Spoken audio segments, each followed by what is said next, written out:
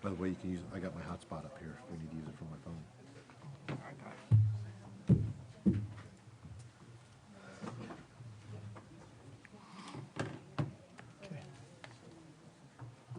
Look at you, ready to go.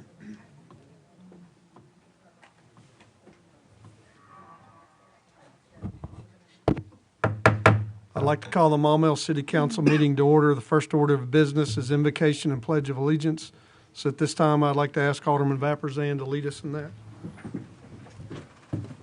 Father in heaven, we come to you tonight, and we thank you for the opportunity to gather together. Thank you for these council chambers and what they represent. Thank you for the opportunity to be involved in the business of this wonderful city. Thank you for our residents and for these who serve on this board, for our mayor and his leadership.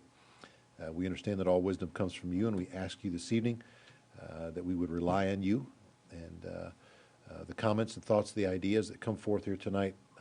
Father, I pray that they would be deserved and understood, and Lord, that we would make the best decision for this city and that you would be honored by that. We think a little of Caleb Evans tonight and his health and the postponing of his surgery. God, that you would bless him and help it to be done soon and protect him and his little body and his parents. Thank you for the opportunity to invest in that little guy's life. Again, thank you for the freedoms that we have. Thank you for the men and women who serve here and overseas to protect and give us the freedoms that we have. May we not take them for granted. You've been very good to us. Thank you, Jesus, for all that you've done for us, for your sacrifice for us. May we follow suit and be followers of you, and we'll thank you for it. In the name of Jesus we pray. Amen. Amen. I pledge allegiance to the flag of the United States of America and to the republic for which it stands, one nation, under God, indivisible, with liberty and justice for all.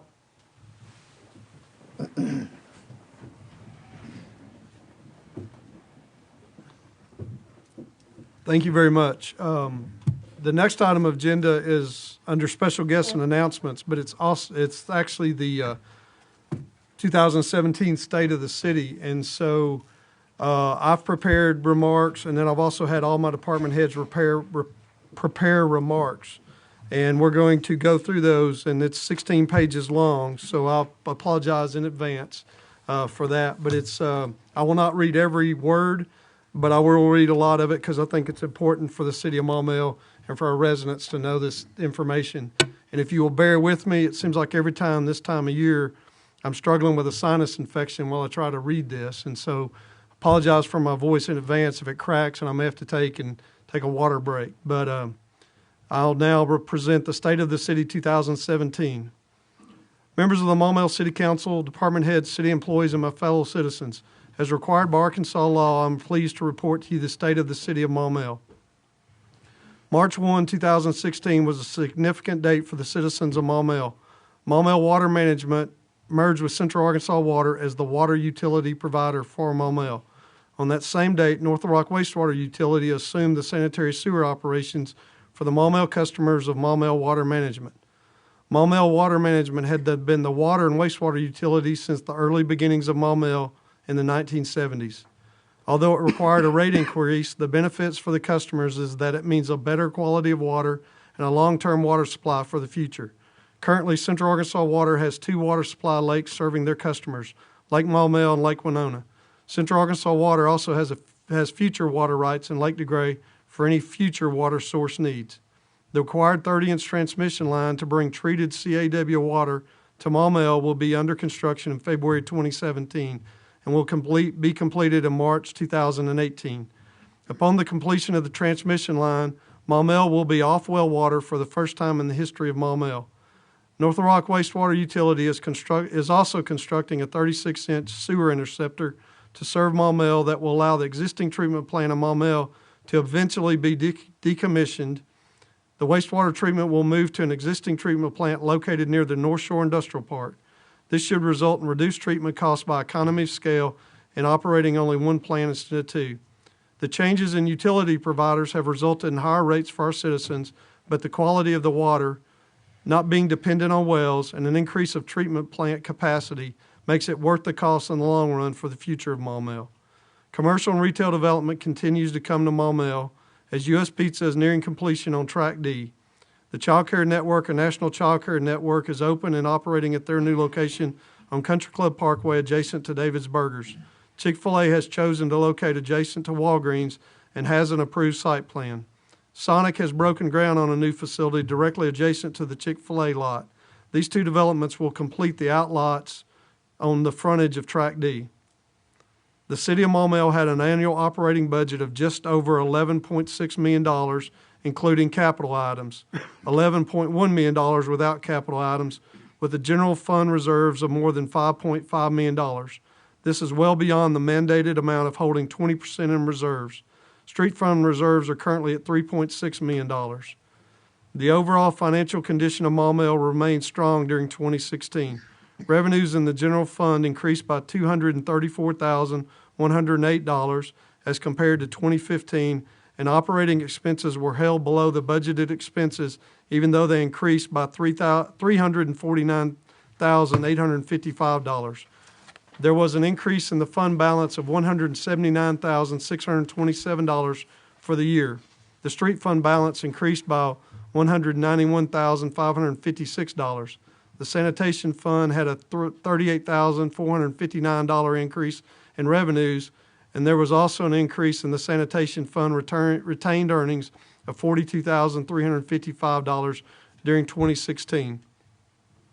The city sales tax collection was $2,495,044 in 2016, which was an increase of $213,812 from the previous year.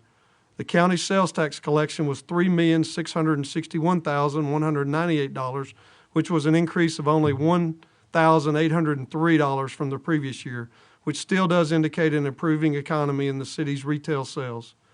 The Maumelle community is as vibrant as ever, which is evident by winning the Volunteer Community of the Year in 2016 for the 12th time since 2002. City employees are some of the best in their profession, and they genuinely care about this community and strive to do their best on a daily basis. Thank you for allowing me to serve you as the mayor of this wonderful community. Sincerely, Michael Watson. Departmental summaries. City Attorney's Office. In 2016, the city attorney balanced his time between City Hall and the police department, spending approximately 3 days a week at City Hall and 2 days a week at the police department and district court. The city attorney prosecuted all misdemeanors, traffic violations, and ordinance violations in Maumelle District Court, which resulted in 2,724 dispositions. He also handled truancy matters for Pine Forest Elementary, Maumelle Middle School, and Maumelle High School. The city attorney litigated or oversaw litigation in civil matters involving the city. In 2016, there were 2 new civil cases filed in circuit court on behalf of or against the city of Maumelle. Martin Wainwright versus the city of Maumelle involves allegations that Mr. Wainwright received injuries while being transported by officers to the police department, and Stephen A. Mosley and Cheryl Mosley versus the city of Maumelle et al. Concerns the city's attempts to enforce its fence ordinances. 2 additional civil cases were resolved. Patricia Myers versus the city of Maumelle, an employment-related matter in federal court, was settled in August 2016, and Michael J. O'Leary versus the city of Maumelle, involving allegations that the city violated the Freedom of Information Act and did not comply with its ordinances, was dismissed in favor of the city in early 2017. City Clerk's Office. The city clerk's multifaceted office functions have evolved into response to the needs of their growing community. Technology provides the vehicle for enhanced access to information, and the city's clerk office is dedicated to staying proactive with these innovative trends. Moving forward, the city clerk's office will redesign the city clerk's webpage to improve user experience and allow more access to information as it relates to the community and doing business with city government. The city's clerk's office will also promote civic engagement and involvement through participation in public meetings. Code Enforcement Permits Department. In 2016, single-family residential housing rebounded with 53 new permits versus 35 the previous year. The opening of new subdivisions like Ridgeview Trails and new phases of Osage Terrace and Hills should stimulate continued growth. In 2016, there were 1,726 permits issued, which is an increase of 22%. Staff initiated a new re-roofing permit and installations this year to protect citizens from unlicensed contractors. The 2016 revenues from permits was $163,708, which was down 9% from 2015. This was due to a slowdown in new commercial construction. There were 5 commercial remodels. The largest one was Dillard's Internet Fulfillment Center remodel, which was $1,245,000. Code enforcement continues to be a daily challenge, but it is an important element in the effort to keep Maumelle a wonderful place to live. This year, the staff issued 2,042 requests for compliance tags, letters, and personal contacts. Staff issued 47 citations when residents refused to comply with the ordinances. There are also 46 official notices of stormwater violations. Community and economic development.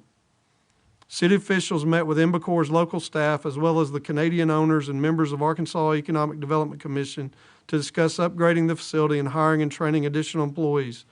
There were also additional meetings with other Arkansas entities, the Little Rock Port Authority and the Arkansas Department of Environmental Quality. Kimberly-Clark celebrated 1 million safe man-hours in March and opened a new break room and production line in 2016. In November, Kimberly-Clark celebrated another safe year and won yet another Crystal Eagle Award, Kimberly-Clark's Internal Safety Award. The city continues to provide welcome packets to Kimberly-Clark, BEI Precision Systems and Space Company, and others for recruitment purposes and for employees transferring to Maumelle. In 2016, Union Pacific and the City of Maumelle worked together to upgrade the Champs Boulevard Railroad crossing. A precast concrete crossing replaced the aging timber crossing. Workers completed the upgrade in one day, minimizing the impact to the industries that use that crossing every day: Pepsi, Leisure Arts, Holman, and Plastic Ingenuity. In a continuing effort to promote manufacturing in the schools, the City of Maumelle, the Little Rock Regional Chamber of Commerce, and Pulaski Technical College hosted the second Manufacturing Day event on October 7, 2016 at Pulaski Tech's South Campus. More than 1,000 middle school and high school students attended the event, including students from Maumelle Middle School, Maumelle High School, and Academics Plus Charter School. Manufacturers from within the region provided interactive exhibits in an effort to change students' perceptions about today's manufacturing environment and to highlight the career opportunities that manufacturing offers. 4 Maumelle industries participated: Kimberly-Clark Corporation, Molex Incorporated, Plastic Ingenuities, and Inbacor. Dr. Margaret Ellaby, president of Pulaski Technical College, along with Rick Riley, president and CEO of Energy Arkansas, Senator Jane English, and Mike Preston, executive director of the Arkansas Economic Development Commission, offered comments to both industry and students. The city works closely with the Maumelle Area Chamber of Commerce on numerous projects, including efforts to promote entrepreneurship in the Maumelle area. After touring the Innovation Hub in North Little Rock, the city and Maumelle Area Chamber of Commerce organized a tour for Maumelle High School teachers. There was also a tour of the Venture Group in Little Rock. The city and the chamber hope to bring some of these programs to the Maumelle area in the near future.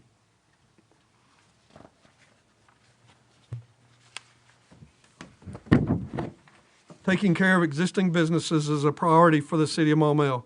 However, adding more industries and attracting retail is also crucial. The city works closely with property owners and other organizations, such as Metro Little Rock Alliance, to recruit new businesses to Maumelle. Courts. In 2016, the Maumelle District Court entered dispositions on 2,667 criminal, traffic, and ordinance violations, very nearly the same amount as in the previous year.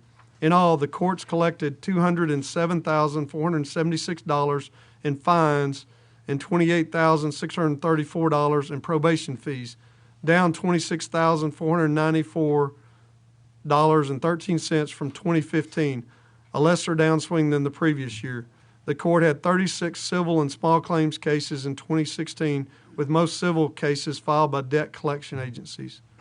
Judge Roger Harrod retired from the bench at the end of 2016 after more than a decade of service. Judge Rita Bailey has taken over as judge as of the start of 2017. Court and city personnel in the Maumelle community extend a heartfelt gratitude to Judge Harrod and well wishes to Judge Bailey. Finance Department. The City of Maumelle hired a new director of finance in October of 2016. The previous director, Ms. Tasha Thompson, left the position at the end of April. The finance staff did an excellent job during the 6 months that the position was vacant. The city's total community service fees, sanitation fees, and public works invoices billings for 2016 was $2,077,025 unaudited, compared to $2,074,876 during 2015. The total collections of 2016 were $2,011,496 unaudited, included the receipt of $40,948 from the $87,636 in delinquent accounts sent to Pulaski County Treasurer in 2015. This is a collection rate of 46.7% for delinquent accounts attached to the individual's personal property tax. Additionally, the city certified and sent $115,824 to the Pulaski County Treasurers as the delinquent accounts for 2016. The Finance Department processed over 4,426 checks to 598 vendors and employees during the year and processed an average of 130 payroll direct deposit payments to employees monthly. There was an upgrade to the financial software during the year, and staff continually assesses the needs to improve services and streamline operations. The Finance Department has a complete staff now and anticipates developing a risk assessment of financial operations during 2017 to serve the citizens better and keep the city updated and relevant in fulfilling the needs of the population, as well as to provide greater transparency and accountability. Fire Department. The Maumelle Fire Department strives to provide the best possible service to the community, and doing so prides itself in providing not only emergency medical services and suppression services, but also top-notch fire prevention, code enforcement, and fire education to the citizens. In September 2016, the Maumelle Fire Department had three new paramedics earn their license to provide advanced pre-hospital emergency medical care to the community. These 3 paramedic firefighters bring the total to 5 paramedics for the fire department.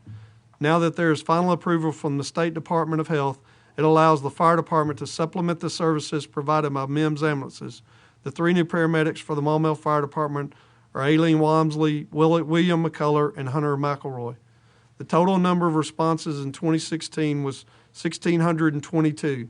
Medical emergencies and traumatic injuries and medical assists made up the large percentage of emergency runs at 61%, which is consistent with recent history. The total for all EMS runs, including the above-listed categories and vehicle accidents and extrications, was 1,198, or 71% of the calls. The Maumelle Fire Department continues to seek state-of-the-art training for personnel in 2016. Battalion Chief Scott Eaton completed his 4th and final year in the Executive Fire Officer Program at the National Fire Academy. 5 Maumelle Fire Department members are a part of Arkansas Task Force 1 and will respond anywhere needed in the United States. Education for fire department personnel is a high priority and an ongoing process to provide the citizens of Maumelle with one of the highest trained and educated fire departments in the state of Arkansas. Units at new Fire Station 2, which opened in the fall of 2016, began responding from the new location on November the 4th, 2016. The new fire station houses Engine 2, Tower 2, Brush 2, and Squad 2, and it provides a quicker, more efficient response to the south side of the city of Maumelle. Human Resources. The retirement of Mr. Vernon James, the Director of Human Resources, had an economic impact on the HR department and all city departments. Mr. James retired in April 2016 after serving admirably in that position for over 9 years. Complying with the new reporting requirements for large employers for Affordable Care Act, such as 1094s and 1095s, occupied the first part of the year. This is a new requirement, and while its long-term future is uncertain, the reporting again was required for 2017. Human Resources is the staff support for the Maumelle Civil Service Commission. As a part of this support role, HR administers entry-level exams for both police and fire applicants, as well as promotional exams for police sergeant and lieutenant positions, fire engineer, captain, and battalion chief positions.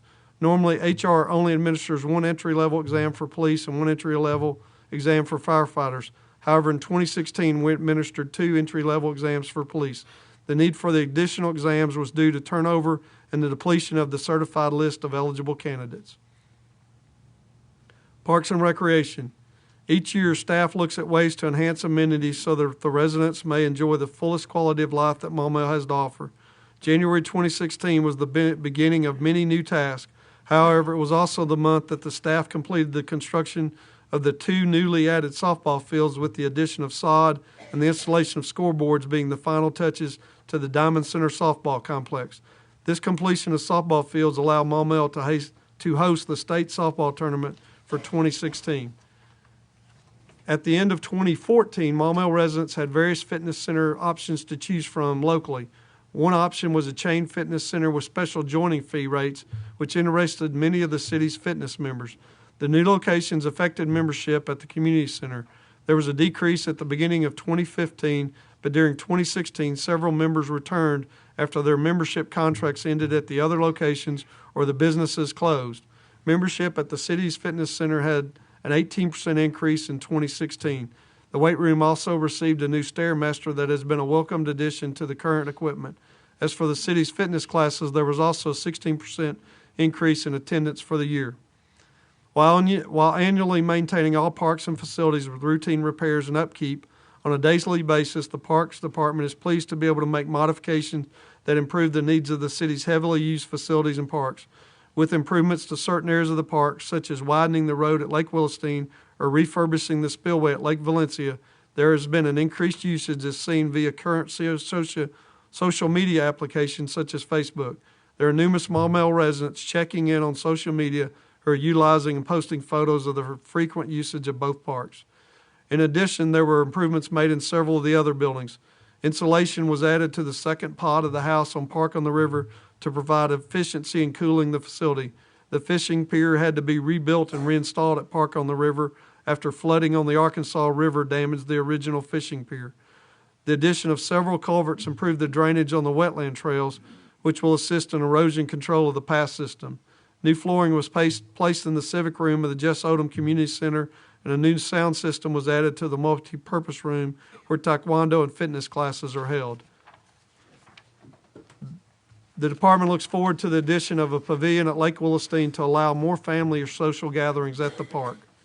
Planning and zoning. In February 2016, the Academics Plus Charter School had plans approved for a new gymnasium, classroom, and cafeteria with 84,376 square feet of floor area. In April, the Planning Commission reviewed and approved a 45-lot subdivision in the Odom-Naylor area, Ridgeview Trails Phase 1. In August, Maumelle Ridge 223 LLC requested a rezoning of approximately 16.6 acres of their subdivision from multifamily to single-family detached, which the City Council ultimately approved, and it paved the way for a September submission of the garden at Ridgeview Trails. This 58-lot patio-style home subdivision was the first of its type for Maumelle, offering smaller lots surrounded by heavy vegetation screening. October and November brought a further upswing in residential development with the approval of a total of 57 single-family detached lots, 22 for the chalets at Country Club, 35 for the Country Club of Arkansas, Phase 24A, along with preliminary platting of 6 additional phases of Ridgeview Trails, encompassing 201 lots. October also saw an approval of a site plan for Chick-fil-A, which caused an excitement stir. Police Department. The following is the Police Department's report concerning significant events during 2016. Calls for service for the Police Department increased slightly from 11,380 in 2015 to 11,655 in 2016, a 2.4% increase. There were 4,439 calls for service that did not involve an enforcement action. Fortunately, there were no homicides in Maumelle in 2016. Assaults with or without a weapon were down slightly from 98 in 2015 to 95 in 2016. Unfortunately, there's always some unfortunate news. Breaking and entering calls rose from 183 in 2015 to 2006 in 2016. Residential and commercial burglary incidents also rose in 2016 from 2015 in spite of a number of high-profile arrests and disruption of entire crews committing these crimes in an organized fashion in our city. For example, there were 90 commercial and residential burglaries with 15 people arrested for these offenses. Many of them were charged with multiple counts. Through interviewing suspects and cooperating individuals, we learned that there are numerous crews who come from Little Rock and North Rock to commit these auto, home, and business burglaries.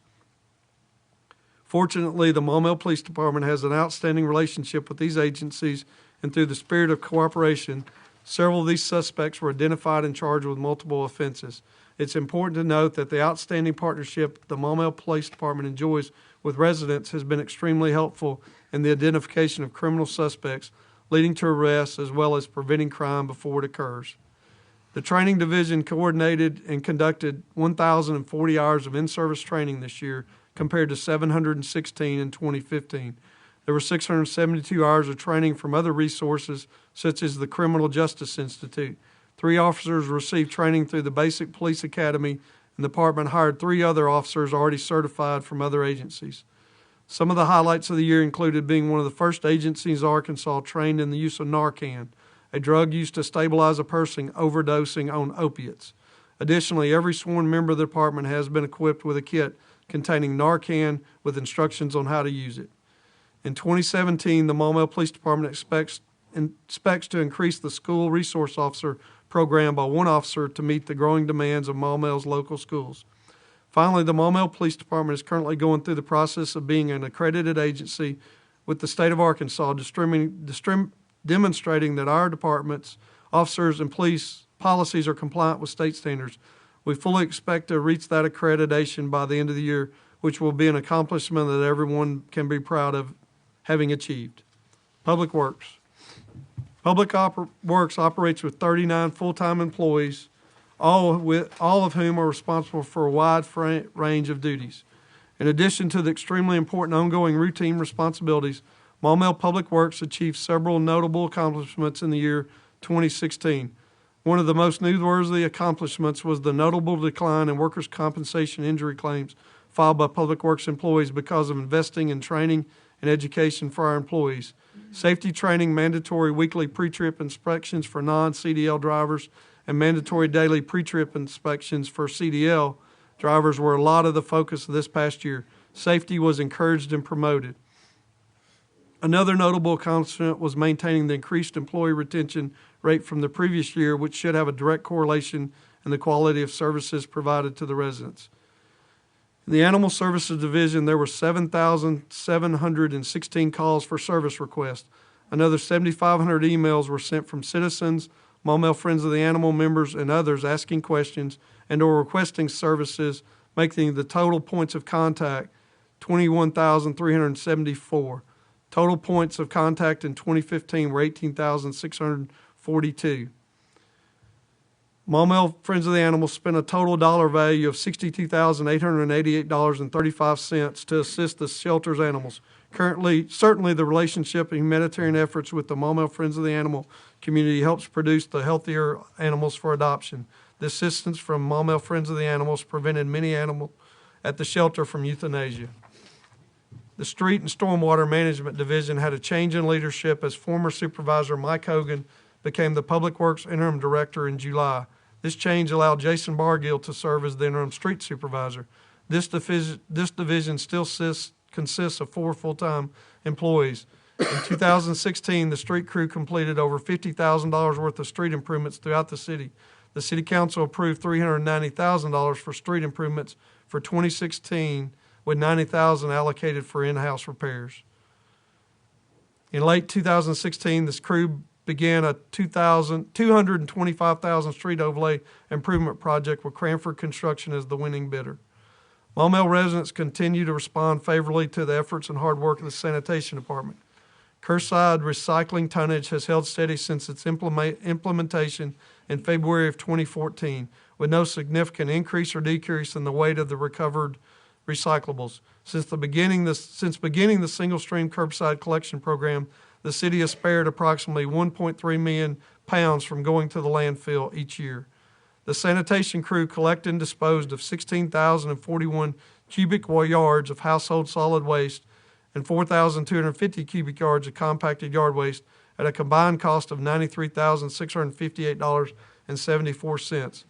This resulted in a reduction of tipping fees when comparing to last year's collection efforts of 16,313 cubic yards of solid waste and 4,200 cubic yards of compacted yard waste, costing more than $108,396 for disposal. At the Maumelle Transfer Station, staff continued bailing recyclable materials dropped off at the Recycling Collection Center. This past year saw record-setting numbers with over 224 bales of cardboard baled and sold. This is an increase from the 93 baled the previous year at the drop-off site. In the upcoming year, Public Works employees will be learning and training and transitioning to a new cloud-based operations management software. The staff is excited about the direction the department is going. Staff anticipates this new software will assist in providing service that is more effective, reduce costs, and increase transparency, educates the public, increases productivity, limits liability, and meets regulatory requirements. This should lead to well-informed decisions that are easily justified to upper management, community leaders, and citizens. Senior Services. The year 2016 was a busy year for Senior Services Department as the volunteer staff and members prepared for the upcoming new facility. The groundbreaking ceremony occurred on March the 4th, 2016, and the facility will open one day shy of a year from the date of the groundbreaking. Events and activities remained strongly attended and supported in 2016 as the members, volunteers, and staff prepared for the new facility. During 2016, 714 individuals registered as members of the Maumelle Senior Wellness Center. There were 4,002 separate, unique events scheduled. Members attended 114,602 hours of programming and 46,510 hours of scheduled classes in 2016. Volunteer hours are recorded in the same software system and can be added when the member checks into the facility. In 2016, 148 separate volunteers reported 8,459 hours of service given to the senior services. Volunteers served in the capacity as medical drivers, shuttle buddy assistants, instructors, newsletter crew, delivering Meals on Wheels, kitchen chefs, porters, kitchen closers, and episodic special events or one-time volunteers. Collaboratively, the volunteers gave the equivalent of more than 4 additional full-time staff members with their time and talents to the senior services. The city received one vehicle early in 2016, a minivan with a pull-out ramp for both paratransit and standard transportation services. An additional vehicle will be delivered in mid-2017 to the city. Paratransit transportation services account for more than 26% of all trips recorded in 2016. Total miles driven were 23,113, and there were 7,209 completed trips in 2016. The staff spent a good amount of time and energy in 2016 preparing for the new facility to open. The City Council approved this facility name change to Maumelle Center on the Lake. Transportation policies, membership policies, volunteer positions, volunteer handbook, and an internal guidebook on policies and procedures for staff members are modified and updated. The Maumelle Center on the Lake has a new graphic design highlighting the location on the lake with the inclusion of the city rings and the reflection of the rings on the lake. There's also a brand new tagline, empowering adults 50 plus to age and live well. At the end of 2016, the Senior Wellness Center outsourced the newsletter to a professional printer. Previously, the newsletter printed on manila paper had grown to 8 pages. Outsourcing the newsletter allowed it to increase to 24 full-color pages.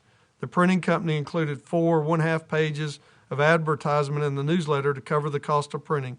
The result is that members have a larger, full-color, professionally printed newsletter. Overhead for the city decreased as there was no charges for printing or the paper. Special projects. Special projects continued to work on 2 grant projects during 2016.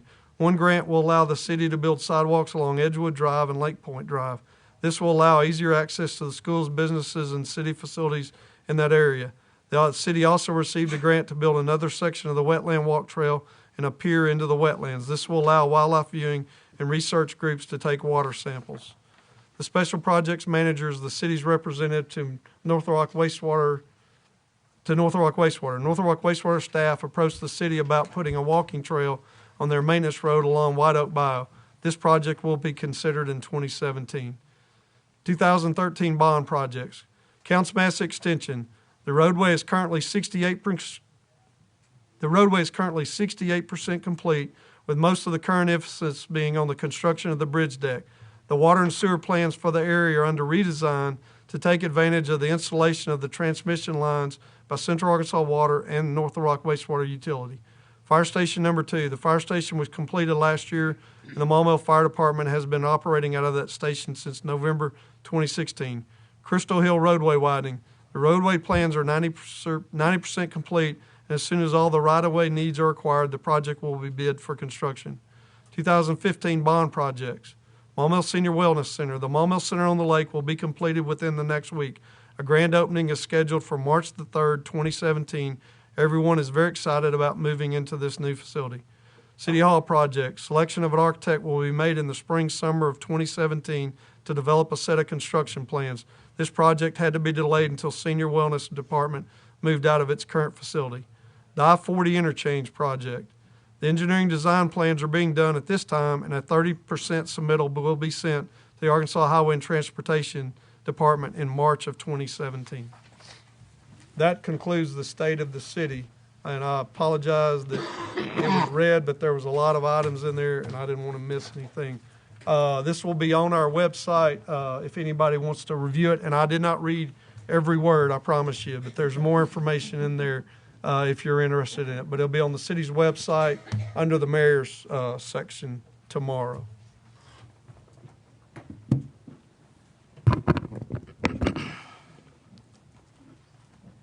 Next item is the approval of the minutes. The February 6th minutes are in the council packet. To approve. Second. Motion and second to approve the minutes. Are there any discussion or questions on those minutes? Alderman Mosley? Yeah, I was looking under, it talks about ordinance 926 concerning dedication of streets and drainage. When I was reading that, I'm thinking there may be a typo here because this concerned the Maumelle Public Library, but the last paragraph talked about natural trail estate. So I'm thinking there may be a typo there.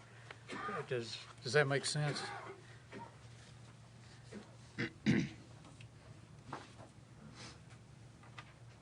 Yeah.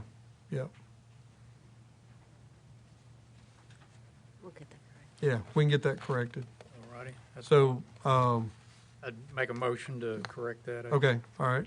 We have a motion and second to correct the typo under the section titled Ordinance 926 concerning dedication of streets and drainage. Is there a discussion on that motion? If not, all in favor, please signify by saying yes. Yes. Any opposed, say no. Okay, the amendment is passed. Now, back to the original motion. We have a motion on the floor to approve the amended minutes from February the 6th. Is there any more discussion or questions on that? If not, all those in favor of approving the minutes, please signify by saying yes. Yes. Any opposed, say no. Motion passes. Next item is public comment, and I have several public comment cards. If you do wish to speak tonight, you need to get a card that's outside the desk there and fill it out. I have 3 cards currently, and one of them is not on an agenda item, so we will hear from that person at this time, and then the other 2 that I have, we will hear from them when we get to the item that is on the agenda. So at this time, we'd like to hear from Mr. Michael Dow. If you would state your name and address for the record, please. My name is Michael Dow, and I'm at 133 Cherokee Drive. I'm not here to talk about 133 Cherokee Drive. I'm here to talk about a drainage issue from my son Fletcher Dow's house at 13 Christie Lane. And I had Mayor Watson come out and also Jim Morley come out and look at the drainage that's occurring on his property.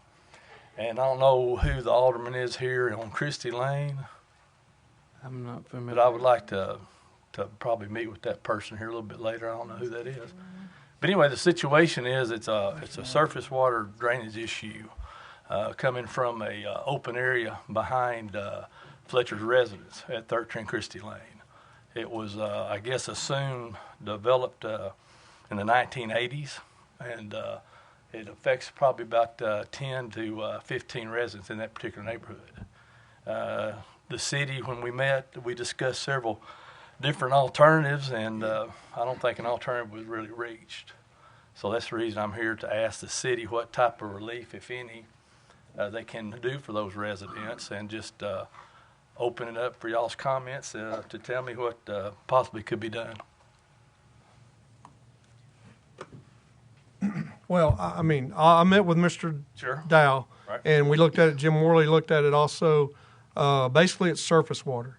It's surface water. What neighborhood? Where is it? It's Christie Lane. Christie Lane, which is off of Ophelia. If you the three-way stop at Audubon, the high rise is Christie Lane that comes off Millwood. Okay, and so it's Edge Park, I think maybe the name of the subdivision. So Edge Park. So it was developed prior to being a city. We weren't a city when it was developed in the 80s. And so there's a green space area that's directly behind 13 Christie Lane. There's also houses above that green space. So the city captures all the water that falls in the roadways, and we put it underground and discharge it through the drainage systems. But what Mr. Dow is referring to is surface water that's falling on yards and then falling on the city green space and then running surface across the number of homes. I mean, I don't know that it's 10, but it's No, it's about 10. okay, about I've got 10 it houses. here. About 10 And- houses. There's And no that's drainage. what he's referring to. So when I went and met with him, he asked that be put underground in a drainage pipe. And basically, I don't know how we could capture all the water unless we do a lot of ditching and surface to collect the surface water to all one central point and then go through backyards and everything to take it out, which would require easements and everything else. But this is not the only green space that we have in the city of Maumelle that Understand. water runs on the adjoining property. Water runs downhill, and so that's Right, the, in a the nutshell, situation. that's kind of the situation there. But also, I wasn't talking about a big drainage project. I'm talking about small pipe, something that you could lay just on the surface where no excavation has to be done, and just overlay dirt, if you will, to escape that water, because the water's just standing in people's backyards. During the summertime, it's a safety issue big time with mosquitoes and snakes and whatever. And it's definitely a city issue because somebody back there is maintaining that particular greenway. I don't care if it's a developer. I don't care if it's before the city's time. The city maintains it now. And the only thing they're doing is it's accelerating the erosion of that particular property and devaluating the property values in that subdivision. So from that standpoint, where do we need to go? Do I need to get petitions from the residents there? Do I need to retain a council? There's several different things on surface water in the state of Arkansas. So, just which direction do I need to go? That's my question, Mike. Okay. Yes, sir. Well, I mean, I've got Alderman's lights on, so we'll hear from them and Sure. see what they want to do. Okay, I guess that's my 3 minutes. Or Yeah. Okay. Alderman Mosley, did you have additional comments? Or? No, I was mainly just trying to find out where Okay. it was. All I know is these issues are always fairly complex, so I don't know anything about this situation, so I'm not going to comment on it. Thank you.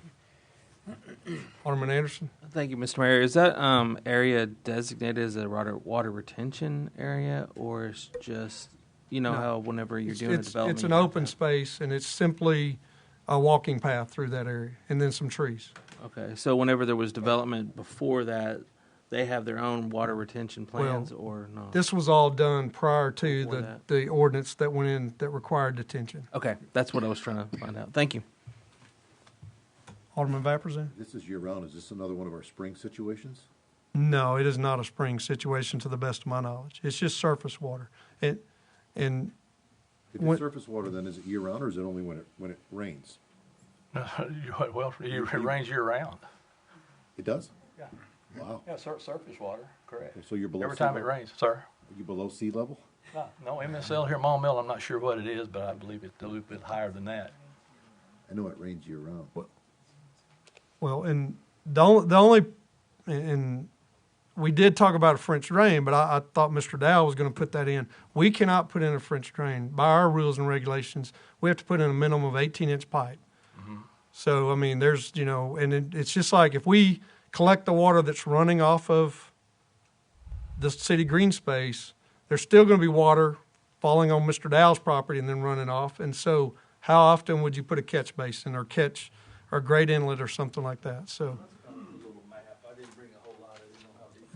So how old is this neighborhood, Mayor? 1980. And it's been a problem since 1980, probably? Well, we just purchased the house like a month ago, so I'm sure it has been. Nobody's ever approached the city, I'm sure, on that. And yeah, I'm well aware that there's other situations in the city, green spaces, where people have a lot of surface water runoff. But no, I mean, we just started digging trenches and getting permits from the city to do fences and things along those lines. So what we're trying to do is just keep, retain and appreciate really the property value of his residents and enhance it, really. That's what we're trying to do. I can do whatever I want to in my backyard with the dirt and filling in the ditches, but that doesn't alleviate the problems for Penn and other people I talk with in the subdivision. Like I say, I don't live there. I live in Osage Falls. So, I mean, from that standpoint, I'm just trying to be a spokesperson for them. Is there a simple remedy to this or no, Not that I'm aware of. other than a dry spell? No rain? No rain, No something rain. like that. No, I do think, and Mary did touch on that a little bit. I mean, I don't know about the easements and things like that, but I know collectively as a group, you could probably, whether the neighbors get together or whatever the case might be, is try to evacuate that water from, yard by yard by yard if you wanted to do it along those lines. But there's not any drainage that the city put in at the end. It just goes through everybody's yard to get to the road. There is a catch basin up above that, but from there, it's just downhill. There's no curb and gutter situation? No, not There at all. is curb and Yeah. gutter But on the there's no- roadways. But there's no basin to collect? There's Well- no detention basin. No, There's no- When the natural vegetation up there in that particular area was changed by the developer, that's what created the problem. And like I say, the problem's been there since the 80s, I guess. But like I say, it hadn't been brought to anybody's attention to my knowledge.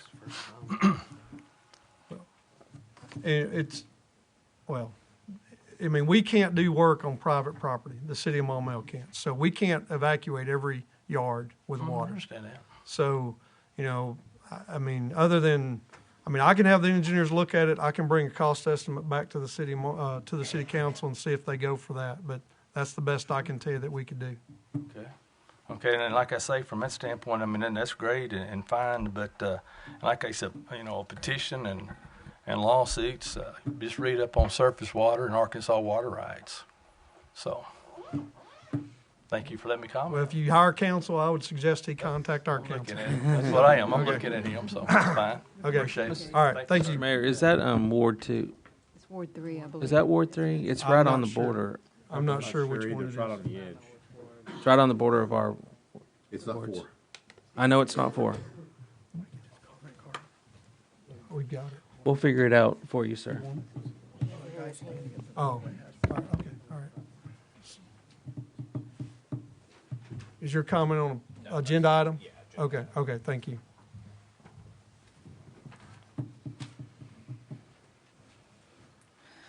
Okay, all the other, I have three cards now, comment cards, and they're all on the agenda item. Next item is a financial statement review, and we have the December and January financials that were provided to the council. And Ms. Cordy is here for any questions or information required. And so we'll start with December's if y'all want to do that. So December 2016. And Ms. Cordy, did you want to address anything or? I don't really have anything that stood out for the fiscal year. In fact, our revenues, and if you look at it, it's like within 1% of our 2015 fiscal year expenses and revenues both. So there's really, there wasn't a big change between the 2 years.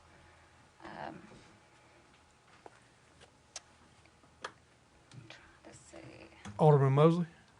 Yes, ma'am. The minutes from last meeting said you were working on adjusting some accounting discrepancies that occurred April through October. I don't remember the word discrepancies being used, but was it? I probably wouldn't have were used there that word, but- Yeah, I was going to say, was there something in particular you were having to go back and look at?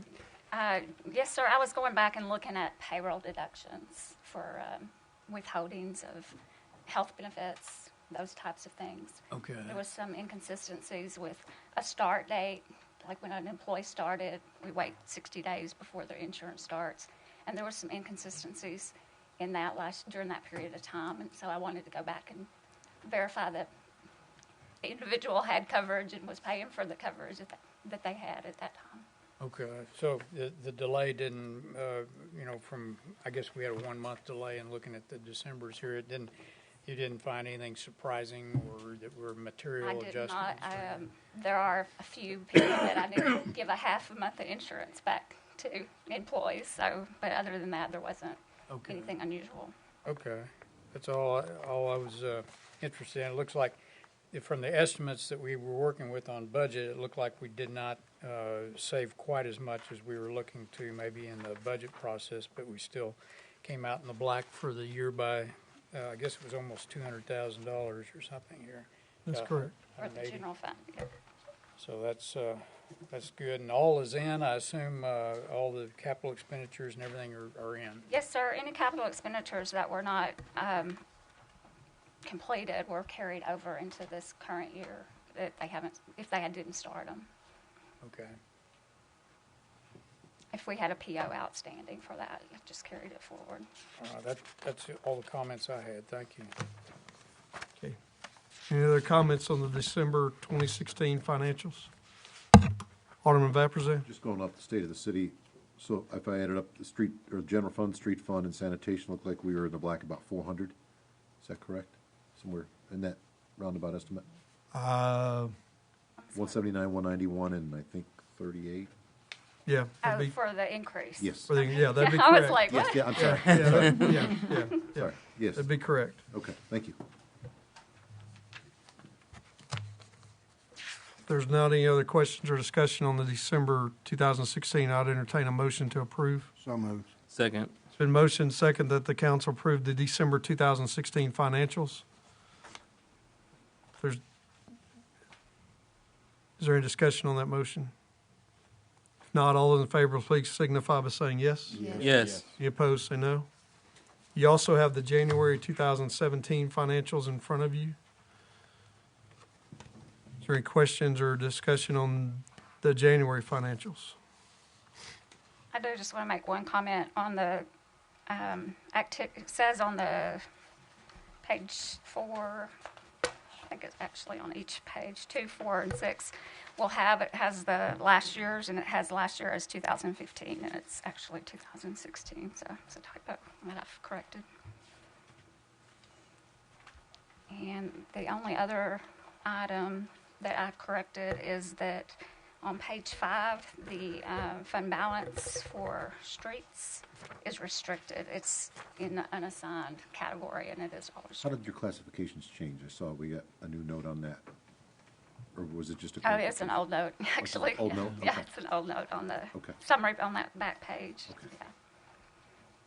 Yeah, we didn't change any I was going to say, because it said classifications. January 31st, 2011. Yeah, I know, I'm not sure why we print all that history, but it's on there. Well, I'll tell you why we printed it. When we changed our categories back then, those classifications, it was causing confusion because we changed the terminology, so it just stayed on there kind of. There was only 3 at one time, and so we started going to 5. So just to define what they were, and so yeah, that. It did take place January 2011. But there wasn't a change. There wasn't a change this year. And I just actually have it on the wrong line. The math didn't carry forward or something. So I've corrected that. Motion to approve? Second. We have a motion to a second to approve January's financials. Is there any discussion on that motion? If not, all those in favor, please signify by saying yes. Any Yes. opposed, say no. Next item is a procedural motion. I need a motion from the floor to read all resolutions and ordinances by title only. So moved. Second. I have a motion and a second to read all resolutions and ordinances by title only. Is there any discussion on that motion? If not, all those in favor, please signify by saying yes. Yes. Any opposed? Say no. Motion passes.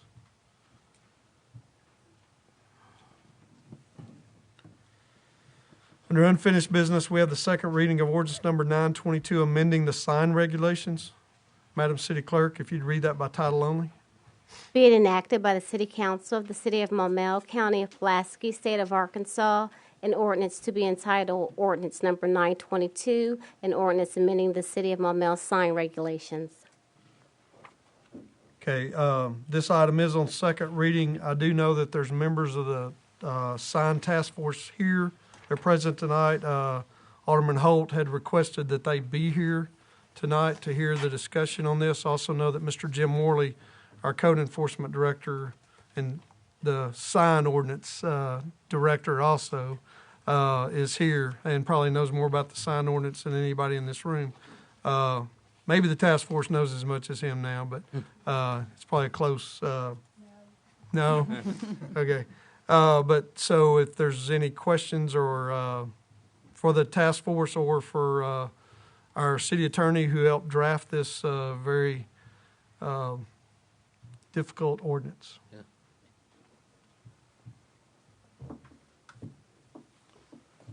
Alderman Holt. Well, I've read it several times. The more I read it, the more confused I get. It goes around and around and around. All I have is from the perspective of maybe the members in the city, when it comes around that they have to deal with it, and trying to be able to answer the questions that they would have. When we talk about an item, a banner, it's mounted or supported on more than one side. Does that mean front or back, or does that mean end to end, or what? The word side is, for me, when you explain that, what do you mean? Also, the word flag, mounted or supported on only one side. Again, what does that mean? Is that a flag is usually on one end or the other? And what is the difference between the definition of a flag or a freestanding sign? It's sort of a tailspin, and it's not for me. I'm just saying if the code enforcement goes out and they have to sort of explain this, well, you can't do this, you can't do that. Well, it is what it is, but it's pretty confusing. Also, new numbers on a person's house. And it says that the owner of a house has to be responsible for all homes in the city must be numbered. One of the sentences in Section 5C, the size and location of the identifying numbers and letters must be in proportion and size of the in proportion and to the size of the building and the distance from the street to the building. I'm not sure how you're going to explain that. What is the proportion in relation to the size of the building, and how does the distance from the sea come in? So that's all I'm saying is just a couple of items like that we may have to be prepared to explain the impossible, I guess. It is what it is, but I wondered if anybody wants to tackle that. The city attorney. If you have questions with regards to the banner and flag, a flag we think of is mounted on one side, primarily the side that attaches to the pole. And so we're looking at a flag or a banner as a rectangular object, and if it's mounted on one side, we're saying it's a flag. If it's mounted on multiple sides, it's a banner. So if you think of a banner, oftentimes there's something holding it on this side and then something stretching it out and holding it on the other side. Okay. And so that's what we're referring to, the outline or the perimeter of the display surface of the flag. Flag, banner. Freestanding as well. The house numbers. So the house numbers is, remember our goal here was to be as accommodating as possible and giving folks the most options that they could come up with without us detailing every single thing a person has to do. If you have a house that's 500 yards off the street and you have 1-inch address up there, that's not sufficient for the fire department or police department to respond to your house and be able to see what the address is. We didn't want to say everything had to be a certain size because it just felt like we were being overly burdensome. And while this is a fairly complex ordinance, if you look at what it's replacing, it's far simpler and it's far more basic with lots less exceptions upon exceptions, and go over to another section of the code and that cross-references things back. So I think it's important to look at what we have versus what we're trying to accomplish. And the goal was to simplify things and give folks the latitude so that we weren't being overly burdensome with our regulations on the signs. Does that answer your questions? Yes, as best as it can be. It's just, I think that the public from time to time will certainly be wanting to see if they can figure it out. For us, we read it all the time and we're used to it, but I'm not sure that the people out there in the communities will be. I think that was one of our goals, and was to simplify things. It's certainly not a one-sentence thing, but I agree that there will be someone at some point who has some questions about it. Thank you, Mr. Mayor. Can I speak to Alderman Holt's Sure. comment too? I have my light on for that reason. Okay. Alderman Holt, if you look at these definitions, you said the difference between a freestanding sign and a banner or a flag. Notice that banners and flags, when we wrote this, it says any sign of cloth or a similar material. That's what distinguishes a banner or a flag from a freestanding sign. Now, you have to reference, it says freestanding sign. It says a sign erected and maintained, da-da-da. But we also have a definition of a sign talking about materials and Right. where it's located. Right. So we've defined signs and banners and flags as two different types of signage. Right. But the freestanding was also, it's on a mast or a pole or not attached to a building, which would certainly be the same thing as probably a flag or a banner. So it's a small detail, I guess. Well, it's really not the same thing because a flag and a banner is a cloth material or similar material, whereas a sign is not. Right. See, so that would be the difference between the two. Right. It's not the way they're supported, it's type material. Right. So, I have no objections. I'm just clarifying what it says. okay. Okay, thank you, Alderman Saunders. And also, he was on the task force, so some of that's coming from the task force side. Alderman Mosley? Yeah, I only had one small question here. We go to great lengths to talk about a temporary sign. There's a whole category for temporary signs, and it's defined as a sign that's constructed that appears to be intended to be displayed for a limited period of time. But as I understand it from reading this thing, there really is no time limit. If somebody wants to put up a sign that has a message on it and just leave it up indefinitely, unless the sign becomes torn apart and that sort of thing, it could stand forever. Is that correct? Or for a long period of time? I think definitionally, and this was something we really grappled with, was that definitionally a temporary sign can't be permanent because it appears to be intended to only be up for a limited period of time.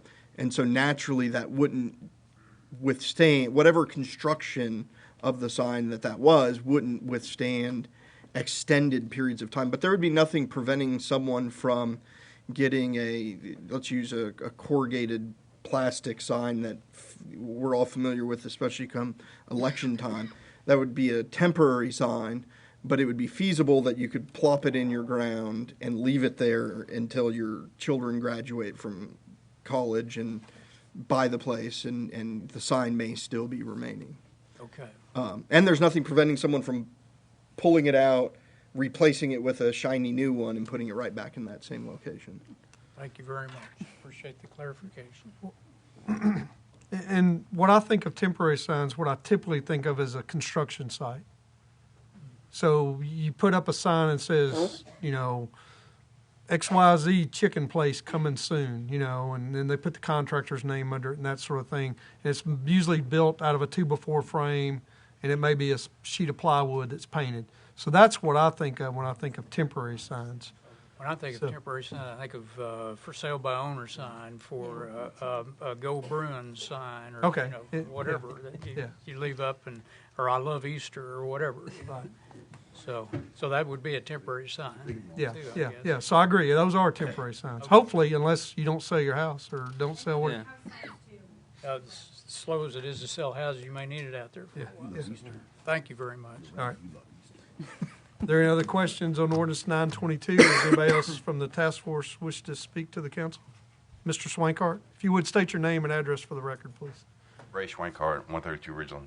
When we were going through this, the temporary sign was really difficult. And what we tried to do was make it enforceable.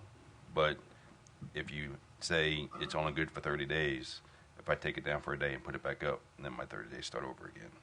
So it was kind of hard, and that's kind of where our thinking was going on that. And try not to be as picky to say you can only do it for this amount of time, and then getting away from the political signs of you can only do it for this period after an election or something like that. So it's kind of, it was, that part was really, that took us weeks, if not months, to go through and define just that part of it. So, Well, and I think part of our discussion too, and correct me if I'm wrong, part of our discussion was that you got a temporary sign, you got permanent signs. Permanent signs are those that have like concrete bases, brick fixtures, that sort of thing. So other than that, then probably everything else is a temporary sign. and we tried to define it to where you didn't have to say, if somebody put out a bird feeder with, welcome, is that a sign? So we tried to, just try to give the citizens the benefit of, try to make it easier for them to understand. Again, thank you guys for going through all the mental exercises. Absolutely. It took a lot. So. I want to add to that too. I think a lot of folks, when we think of a temporary sign, we look at the sign and you can tell whether it's temporary. A lot of times you do that by looking at what the sign says. A garage sale sign, you can look at and go, oh, well, the garage sale's through Sunday, that's a temporary sign. But again, because of the Supreme Court case, we can't look at the content of the sign.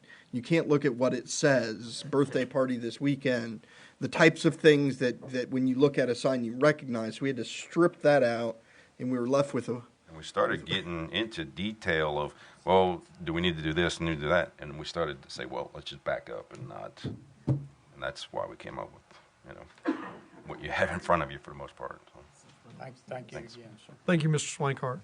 And for the public out there, he was also a member of the task force, so they all spent numerous hours trying to get this ordinance before the council. Are there any other questions on ordinance 922? If not, let's move on to ordinance 923, amending the Maumelle Land Use Plan. Madam City Clerk, if you'd read that by title only. Be it enacted by the City Council of the City of Maumelle, County of Pulaski, State of Arkansas, an ordinance to be entitled Ordinance Number 923, an ordinance amending the Maumelle Land Use and Map and for other purposes. Okay, this is the piece of property at the end of Woodland Drive, just north of the football field. Right. That's where we're talking about there. We discussed it, even talked to the property owner at the last meeting, so. If there's not any questions or discussion on ordinance 923, we'll move on to the next item. Next item is the second reading of ordinance number 924, amending the zoning map. Madam City Clerk, if you read that by title only. Be it enacted by the City Council of the City of Maumelle, County of Pulaski, State of Arkansas, an ordinance to be entitled Ordinance Number 924, an ordinance amending the Maumelle zoning map and for other purposes. Okay, again, this is the rezoning for the same piece of property that we just read the land use, amending the land use for at the end of Woodland Drive. If there's no questions or discussion on that, we'll move on to the next item. We have the second reading of ordinance number 925, accepting and confirming the dedication of certain streets. Madam City Clerk, if you read that by title only. Be it enacted by the City Council of the City of Maumelle, County of Pulaski, State of Arkansas, an ordinance to be entitled Ordinance Number 925, an ordinance accepting and confirming the dedication of certain streets and drainage and natural trail estates upon the fulfillment of certain contingencies and for other purposes. Okay, this is the street dedication ordinance that would be for the natural trail estates, which is at the end of Counts Massey and on the Counts Massey extension that we're working on currently. If there's no questions or information needed on this item, we'll move on to the next item. Second reading of ordinance number 926, accepting and confirming the dedication of certain streets. Madam City Clerk, you should read that by title only. Be it enacted by the City Council of the City of Maumelle, County of Pulaski, State of Arkansas, an ordinance to be entitled Ordinance Number 926, an ordinance accepting and confirming the dedication of certain streets and drainage in Maumelle Public Library Edition, Lot 2RR, and for other purposes. And this is the dedication of Lake Point Drive. That's directly in front of the library. There's no questions in ordinance number 926. We'll move on to the second reading of ordinance number 927, waiving competitive bidding procedures. Madam City Attorney, or Madam City Clerk, if you read that by title only.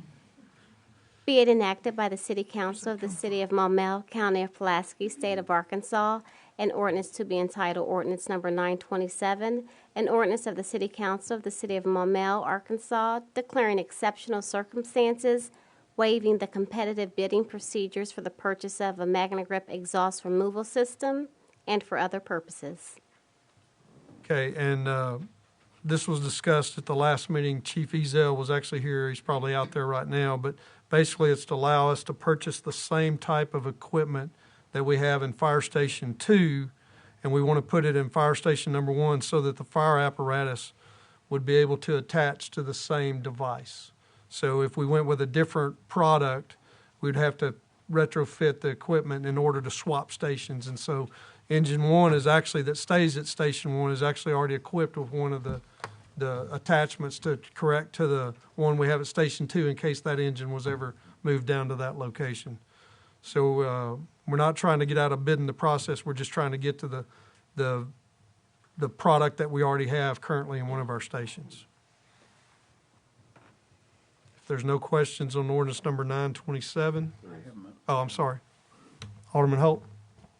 I was going to just, I reviewed that at the end of the last council meeting with the chief, and he explained what you explained, and we're pretty well, that's just the way it is. So I was going to recommend that we just suspend the rules and go ahead and have the third reading. It is what it is. It's not going to change, and let's go ahead and approve it and get it done. Okay. Second. I agree. Have a motion to suspend the rules and have the third reading tonight? Yes, sir. Okay. Is there any discussion on that motion? I'll probably be voting no just because I always vote no on suspending the rules, so thank you. Okay. Thank you, Alderman Mosley. Alderman Saunders?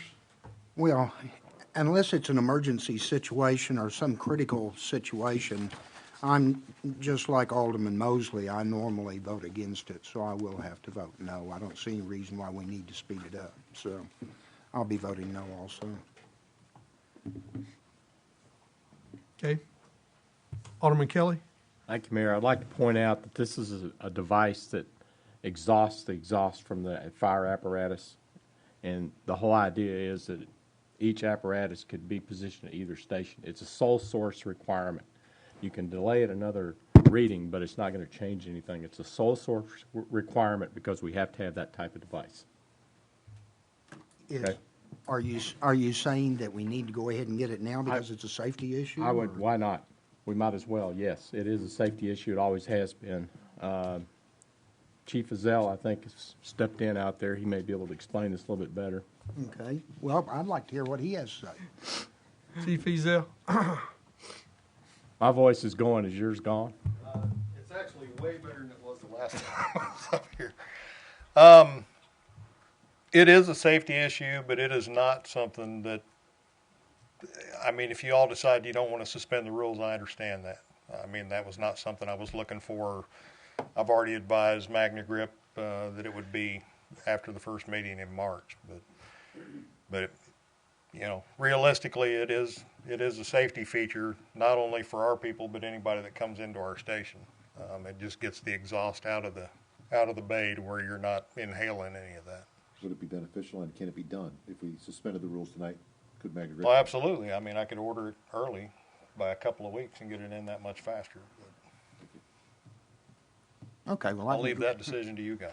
Well, if you say it's a safety issue, I don't want any. It is. I mean, anytime you're dealing with it, you know, I'll give you the prime example. Whenever we had an ice machine go bad in the old station, when they were cleaning that out, the amount of diesel particulates that were in the bottom of that thing, and that's what we were putting in drinking water for firefighters to drink on fire scenes every day.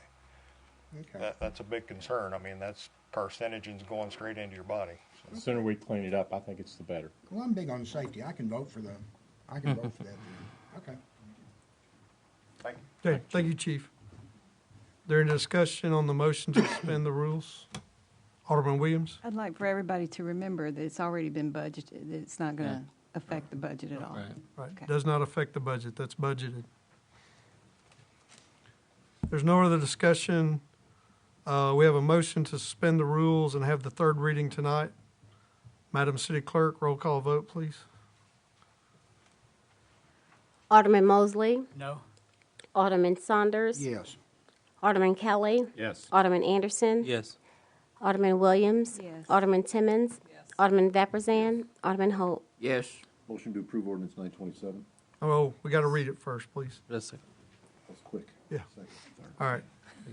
Madam City Clerk, if you give the third reading of ordinance number 927. Be it enacted by the City Council of the City of Maumelle, County of Pulaski, State of Arkansas, an ordinance to be entitled Ordinance Number 927, an ordinance of the City Council of the City of Maumelle, Arkansas, declaring exceptional circumstances, waiving the competitive bidding procedures for the purchase of a Magna Grip exhaust removal system and for other purposes. Motion to approve ordinance 927. Second. We have a motion to approve ordinance 927. Is there any discussion on that motion? If not, Madam City Clerk, roll call vote. Alderman Holt, Yes. Alderman Vapurzian, Alderman Timmons, Alderman Williams, Alderman Anderson, Yes. Alderman Kelly, Yes. Alderman Saunders, Yes. Alderman Mosley. Yes. Okay, motion passes. We now need an emergency clause. Motion to approve ordinance, emergency clause. Seconded. A motion and a second to approve the emergency clause. Is there any discussion on that motion? If not, Madam City Clerk, roll call vote, please. Alderman Mosley, No?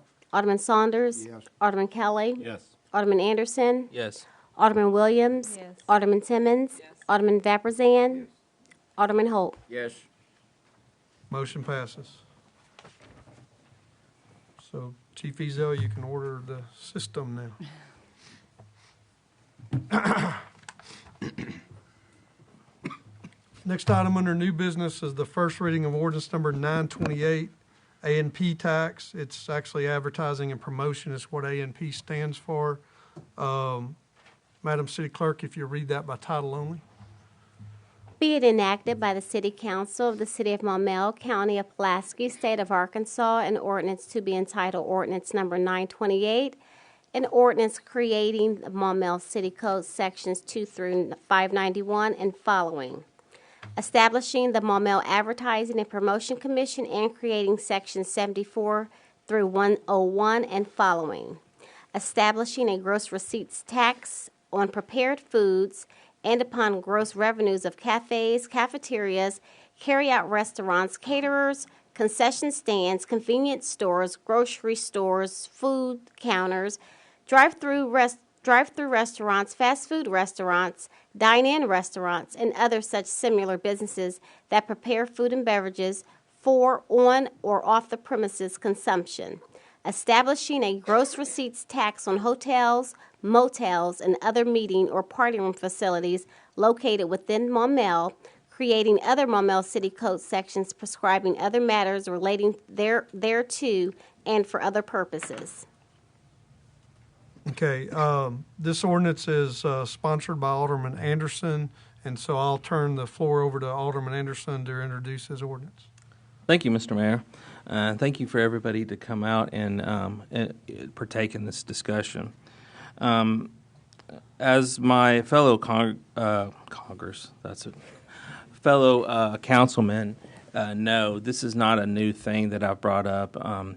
I've been sitting on the council for over 6 years. I've attended over 6 budget meetings, and every time that we're meeting in those budgets, we're talking about different kinds of revenue and the fact that our revenue is flat or has been flat in the past. And what that means is that whenever we're looking towards the future and how we're going to spend money, we have to put the needs before the wants, basically, and that seems to always get the back seat, the wants, the things that that attract people to our community, the things that attract or want me to stay in our community, the things that make us all proud of our community, and those are, those are things like parks and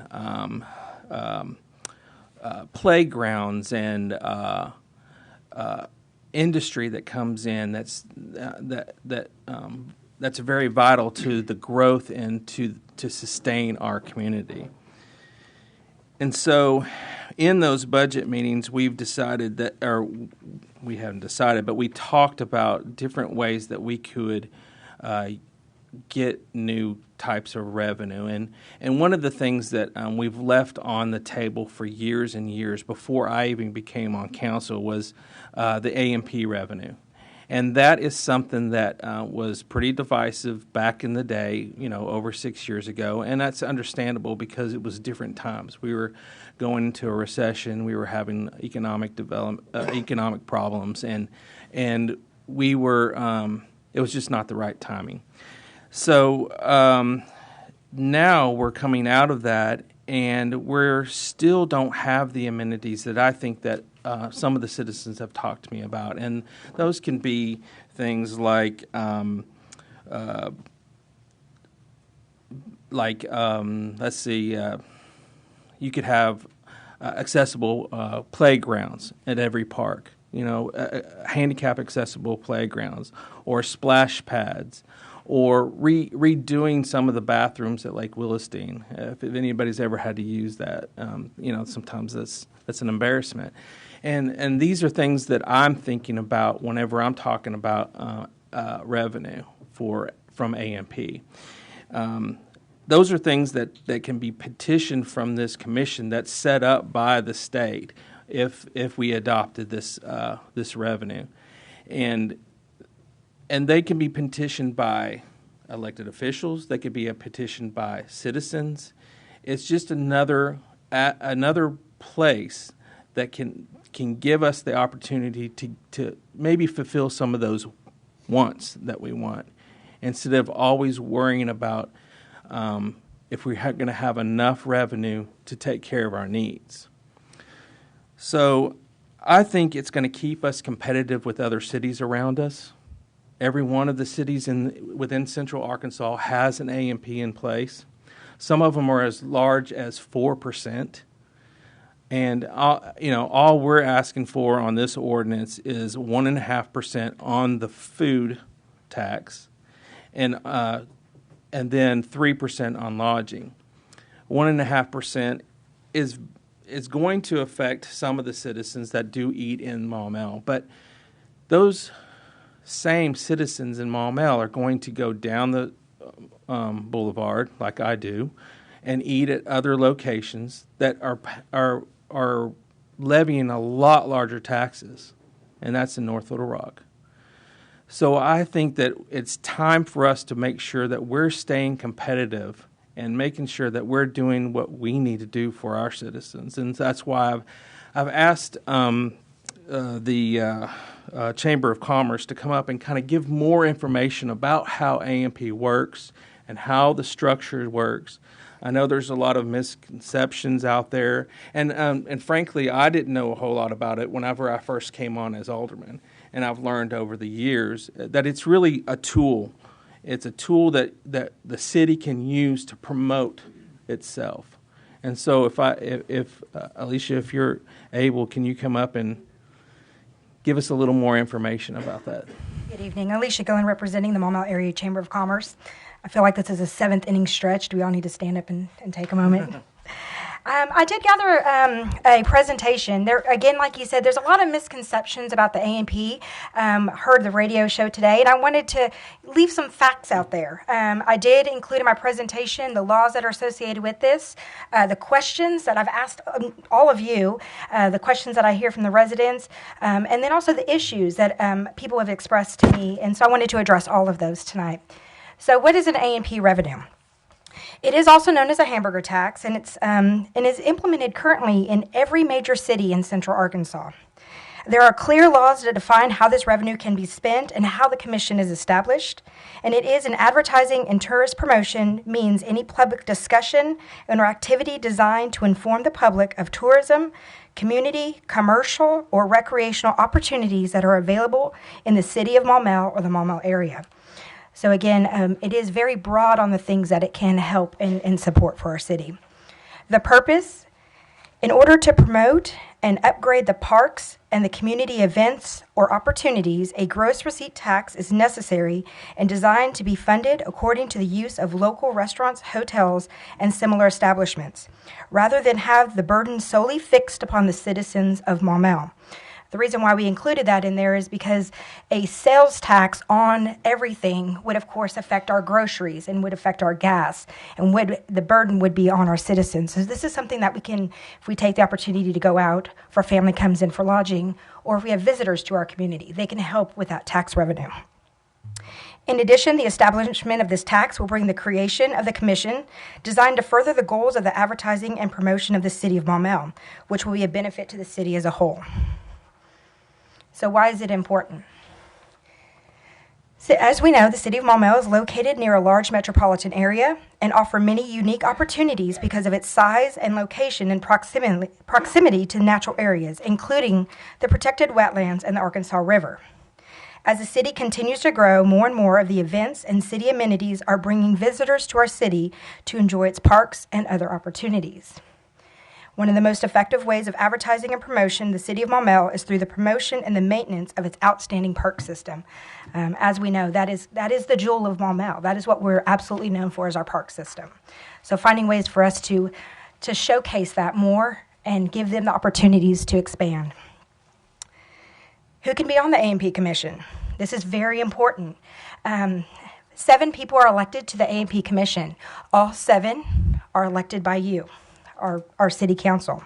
4 of those members are from business and managers of the tourism industry, and at least 3 of whom shall be owners or managers of hotels, motels, or restaurants, and all whom shall be appointed by the city council for a staggered term of 4 years. So again, every year there'll be a new person who will be on that commission representing the hotels and restaurants in our area. 2 of those members are city councils, so who would like the opportunity to be a part of that would be on that council. It would also be voted by you. And then the mayor will make his recommendation for an at-large, which is a resident overseeing the entire commission, and the city council will then vote that person in. This is a very important one because this is also a misconception. How can that revenue be spent? In that, 17 pages ordinance? It's a long ordinance. There's a lot of opportunities that we have for the city of Maumelle, and the perception is it is a convention center, but I wanted to expand upon all the opportunities and show that the funds may be used.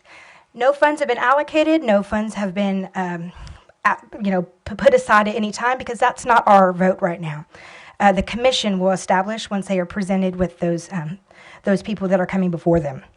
So the advertising and the promotion of the city, which includes the videos, expansion of websites, expansion of many things that help promote our city. The construction, improvement, and operation of a convention center is an option that may be an opportunity for us. The operation of tourism-promoted facilities in the city. And we usually do tourism, so we think about things. The Jess Odom Community Center is an example. Center at the Lakes. Those are tourism sites within the city of Maumelle. Operation of tourist-oriented facilities such as theme parks and other family entertainment facilities. We don't have theme parks, obviously, but some entertainment facilities. Again, he mentioned a splash pad. That's an entertainment facility that would be specific for Maumelle.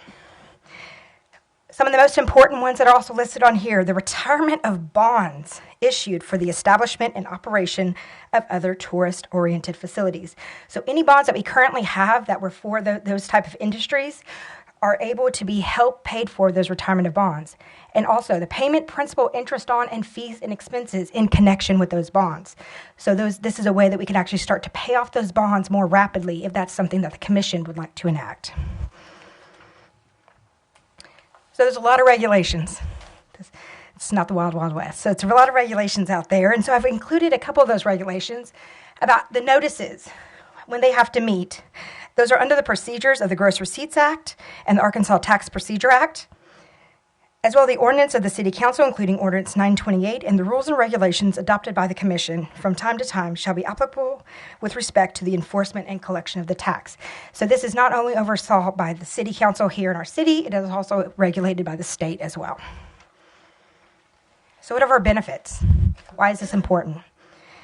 The ability to promote retail businesses to spur growth. We've all read the Move Forward in the strategic plan, and we learned that if we continue to build our residents only without expanding our retail base, we are not going to be as successful. So we have opportunities to expand our retail base, the shop local promotions, making sure that our business dollars are staying right here in Maumelle, and also create that town center. You know, that's another thing that is on our strategic plan that we talk a lot about, being an opportunity to possibly do that. We want to attract visitors to recreational facilities and amenities. Again, our amazing parks that we currently have. Promote special events within our city. The Commission can authorize events sponsored by civic and social organizations. That's a neat opportunity. There's a lot of things that go in our city that I know I don't even hear about until after they're done. So we would make sure that everyone knows about them and we recruit those visitors to our area. And then maintain and grow recreational facilities to sustain Maumelle lifestyles.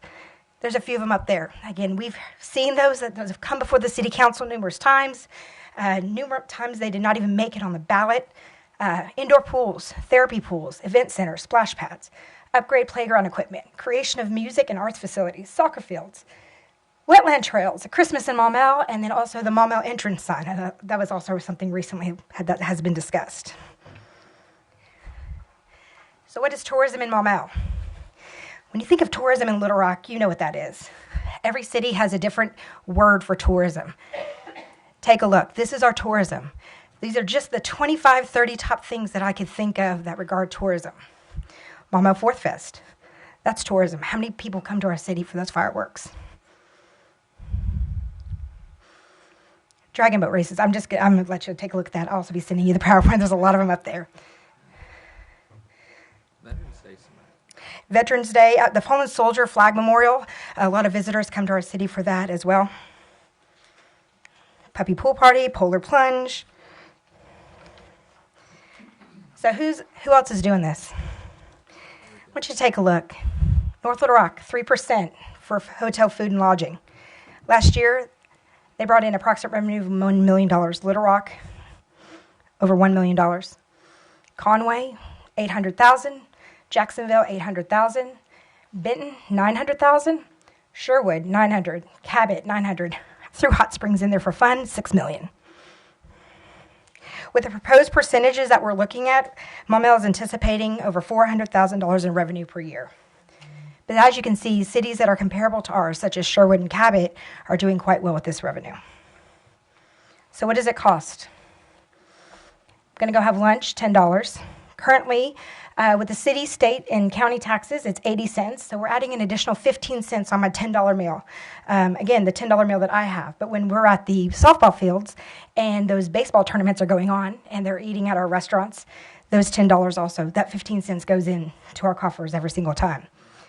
When those same softball tournaments come to our area, they're staying in our hotels. They're staying at the Hampton Inn, the Holiday Inn, Quality Suites. It's additional $3.27 on their stay for that evening. Adding a minimal amount to the prepared food in hotels will help build a better Maumelle for all of its citizens. So what's the opposition? We've heard it. And I wanted to address some of those things. I'm against any tax. Absolutely. The word tax scares everybody. I pay enough already in taxes. I ask those same people, unless you ate every single meal out in the city of Maumelle, you are paying those taxes to everybody else's city and to their parks and to their retail and to their amenities. There have been abuses in other cities. We've heard that too. I have full confidence in my city council to keep a very keen eye on what's going on within our city. But the commission is appointed and managed by the council, the elected officials who have the trust of the voters, and every commission meeting is open to the public, including the media. So how can the city council enact the A&P Commission? Again, that is an Arkansas state code. That is something that is authorized through you that you are able to do. So who makes sure that they're doing their jobs? Each member of the commission shall file an oath required by the law in the state of Arkansas, and a commissioner appointed under this section may be removed by the city council by a 2/3 vote. while commissioner appointed under Section 259A2 can be removed by a majority vote.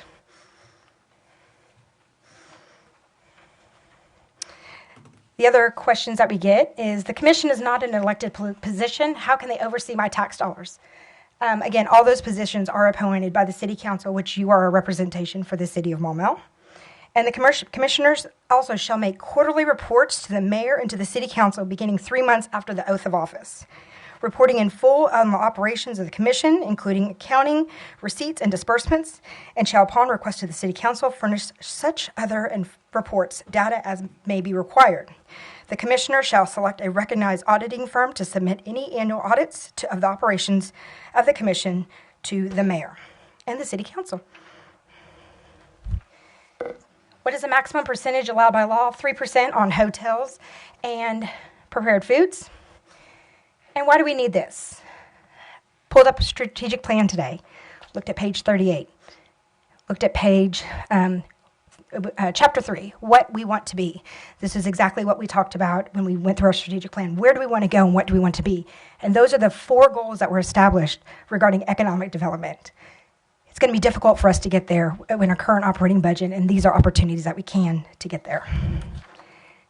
All right. Hope I answered all the questions.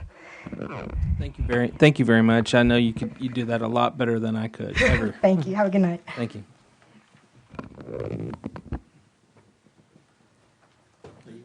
And Alicia, you filled out a card, but is that your 3 minutes? Yeah. Okay, all right. Are we going to take public comment? We are going to take public comment, yes. I have 2 more public comment cards. I have Mr. Mike Tippin. You'll come to the podium, state your name and address for the record, Mr. Tippin. My name is Mike Tippin. I live at 24 Sandtrap Drive. Got a prepared statement here. Basically, Mayor Watson, members of the council, I don't support the proposed ordinance 928. I ran some numbers, and this is what I came up with. You know, if an average family like me spends $150 a week on prepared food, which I do spend mine here in Maumelle, the majority of the time I come right here and I shop in Maumelle. That comes out to about $7,200 a year, and this 1.5% tax would cost me about $108.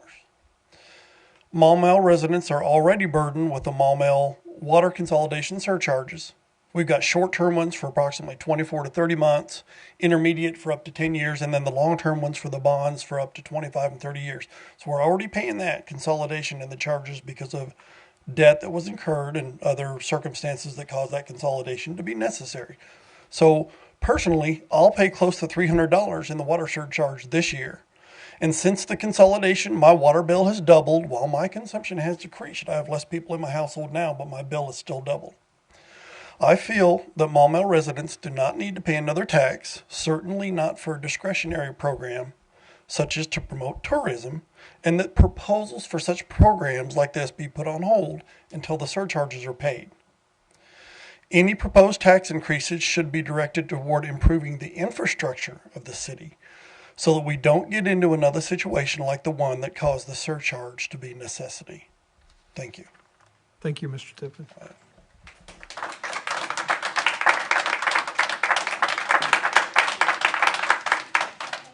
Mr. David Ray.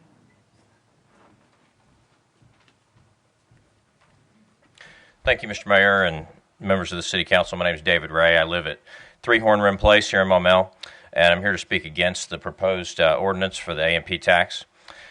This new, and I would add permanent tax, would be bad for the people and businesses of Maumelle. According to the Nonpartisan Tax Foundation, Arkansas' sales tax is already the 3rd highest sales tax of any state in the entire country, and when you combine state and local taxes.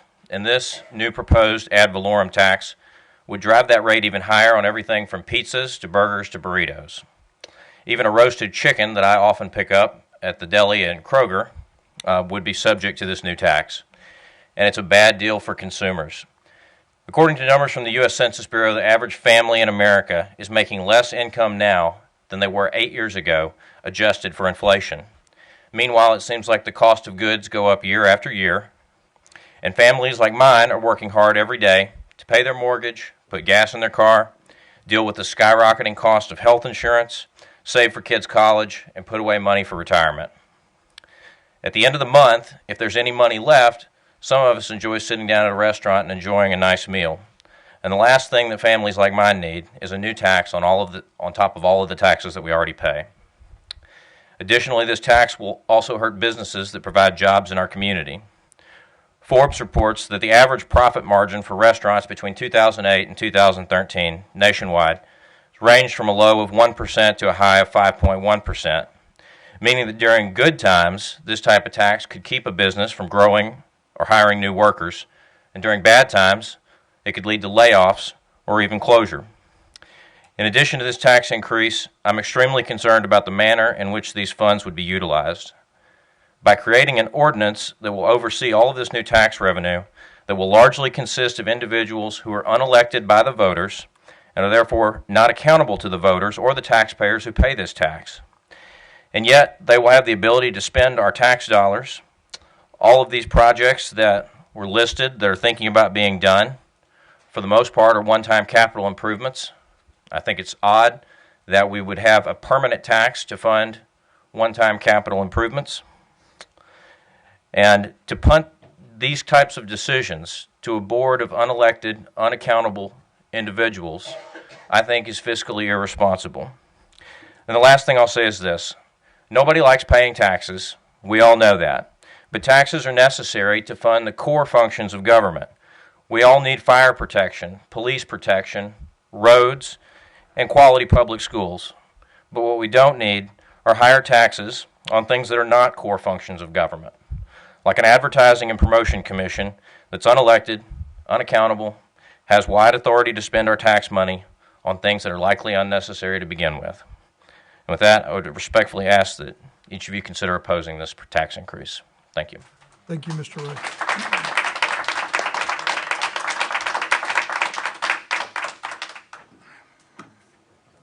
That's all the public comment cards I have. So this time we'll hear from the council. Alderman Saunders.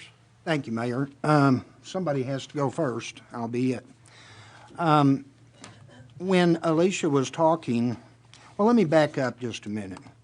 In 2013, I personally brought up the issue of A&P tax in City Council, but it was with the condition that it would only be on hotels and motels. It would not apply to prepared foods. Now, and the mayor at that time brought back some numbers the next council meeting and showed us that the amount of income that we would receive or revenue that we would receive from hotel and motel tax, A&P tax, was not that significant. And it really wasn't worth the effort. Now, that tells me, and I think common sense will tell us, the majority of the A&P money is going to come from prepared foods in Maumelle city limits. Now, I think common sense would dictate to me, anyway, that the majority of the food bought in Maumelle is bought by Maumelle citizens. I don't imagine too many people come from Little Rock, drive to Maumelle to eat at Wendy's. They've got their own Wendy's. So, now Alicia, that being said, Alicia mentioned the word burden. I think that the burden for the A&P revenues will come out of the pockets of, majority of the time, will come out of the pockets of the Maumelle citizens. And I understand that you can view this like a savings account to get goodies, and there's anybody that knows me knows I'm really into an event center. I think we're missing a boat not having an event center. But I don't think this is a mechanism to do it. But if it is, here's where I stand firmly on this issue. If the citizens are for this, that's okay. I think we should do it. But I don't think we, as a body of 8, should do it to them. I think that we need, if there's an effort for this, we need to get it on the ballot. And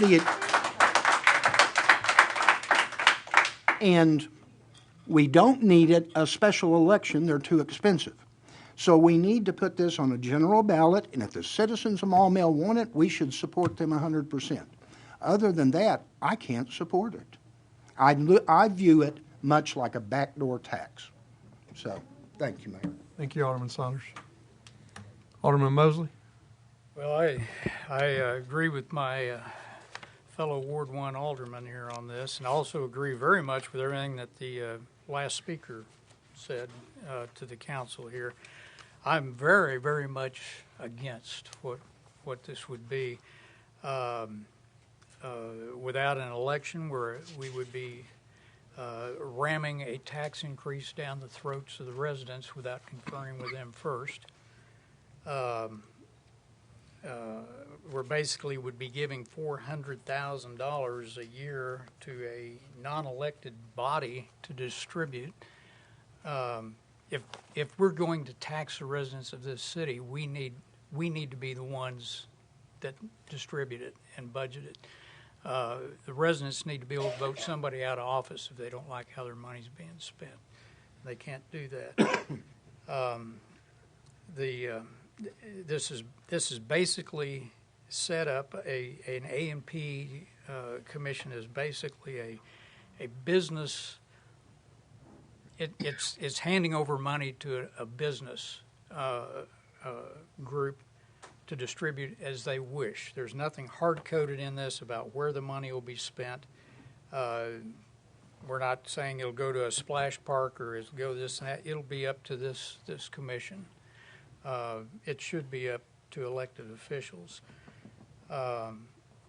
I've received comments, emails, and phone calls today, and I don't know how to set up. I got a new phone. I can't set up a voicemail, and I know people were calling in while I was on the phone today with other people, but I got at least 10, maybe 10 to 12 comments, all negative from the residents that pay attention to what goes on out here. So the citizens are against it. Another thing is we're talking about a tax increase on the residents. We've got a interchange to fund coming up. We don't know how much that's going to cost. So we'd be basically imposing a tax on the residents here when there's a chance we might have to pose the tax to fund that interchange. I don't like that idea. The interchange should be a higher priority. Again, the election, it's nothing. If you're going to tax the residents, if we're in desperate need of money, it ought to be through a sales tax or something like that. If you need $400,000 more a year, that's how it ought to be. Now, I'm going to vote against that anyway. I'm probably the most conservative person on this council. I would cut services and personnel before I raise taxes. But anyway, I would urge everybody on this council to not vote for this as it is now. And I would ask Alderman Timmons to maybe comment. I don't know if you would benefit by a thing like this, and whether you've given any thought as to whether you need to contribute to discussion and voting on this. But that's all I've got for this moment. Thank you. Thank you, Alderman Mosley. Alderman Anderson. Thank you, Mr. Mayor. I'm glad that you mentioned the corridor, the Counts Massey corridor and the exchange, because that's some of my reasoning that I had with this. I know that this will be a temporary burden, as you would say it. I would say revenue that the Maumelle citizens will be contributing, but my goal is to capture the people that are visiting here and then using that revenue to re-promote our city so that we have more visitors here in the way that we want visitors to come to our city. And that Counts Massey exchange and that new exchange on the freeway is going to be the first stop that people have on their way to Little Rock or on their way to North Little Rock. And that's going to be a revenue source that we can capture whenever that does come to fruition. And so that's what I'm trying to move us towards. I'm looking more towards our strategic plan and our strategic future. And so, is there ever a good time for something like this? I don't think there is. I mean, there's never a good time. As soon as you get money in the bank, your car breaks down, or there's always something that happens. And so I just wanted to make sure that we brought it forward so that we can all discuss it. This isn't something that I wanted to ram down people's throats. That's why we read these ordinance for 3 times. you'll have 3 public hearings before we even get a chance to vote on this. So I encourage the dialogue. I want us to all talk about the possibilities of the revenue and maybe the possibilities of not having that revenue. Obviously, we've heard the latter tonight. But that's what I'm getting at for bringing this forward is we've had these discussions when we were talking amongst ourselves, and when we're wringing our hands and trying to figure out, how to read that future, that's so uncertain. And we're talking about flat revenues. I think, Steve, you've said that every time that we've talked.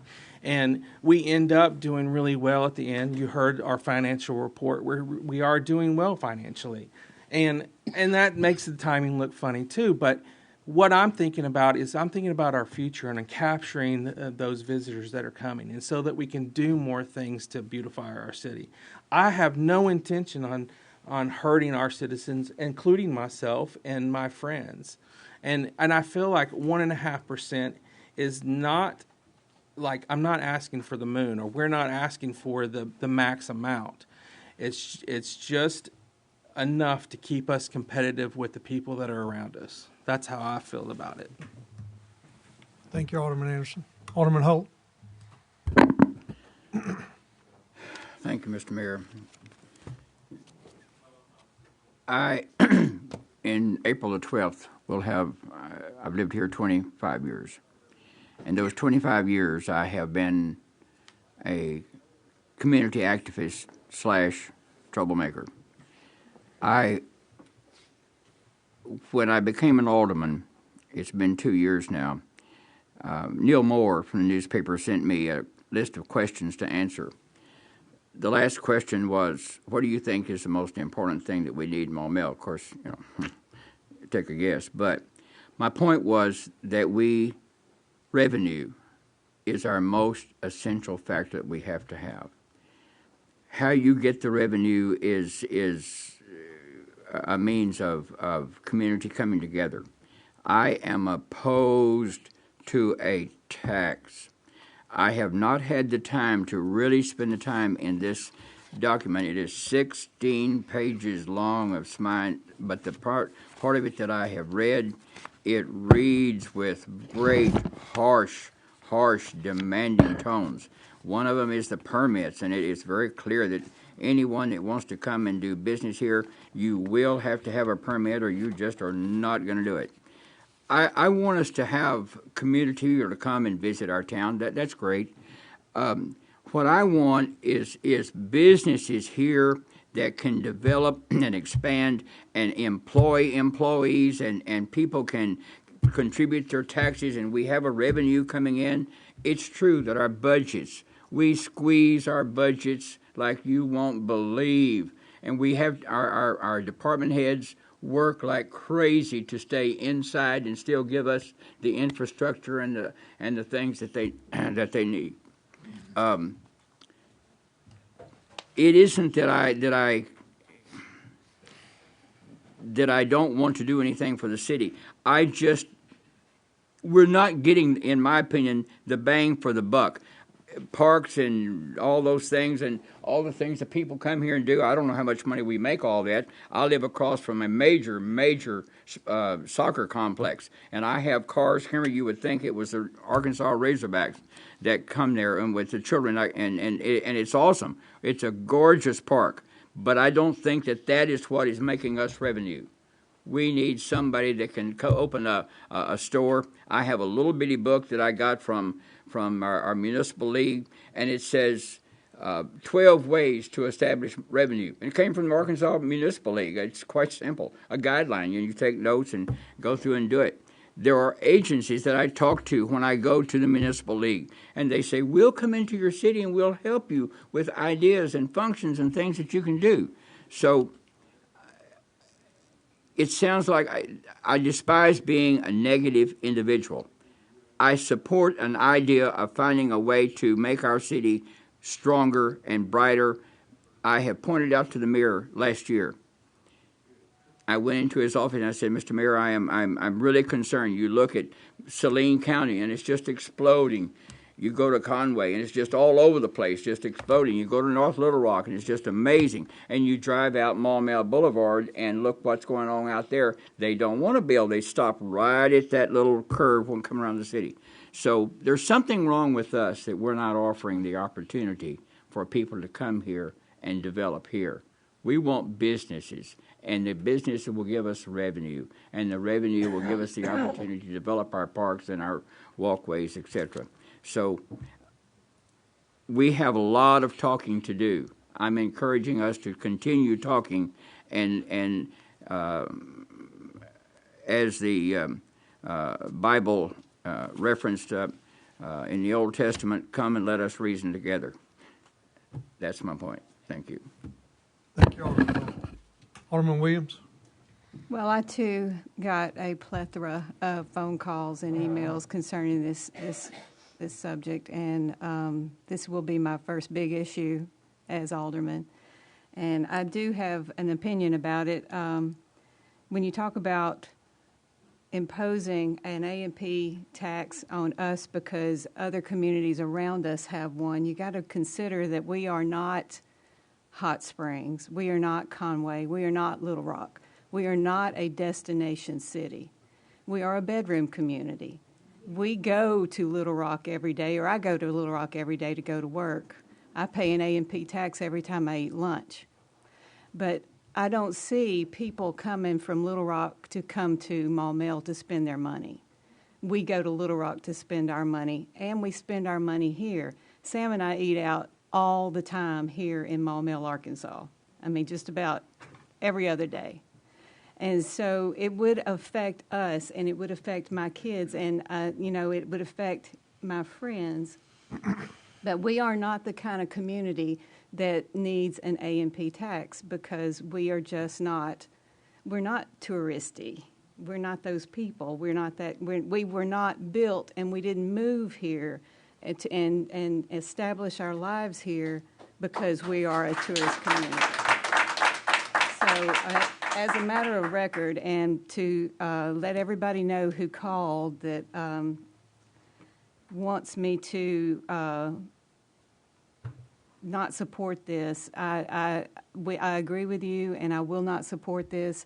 And when the time comes to vote, I will be voting no against this. And I would like to also say, I would support it going to the ballot. I think it's important for people who are going to be taxed to have some say in whether they're going to be taxed or not.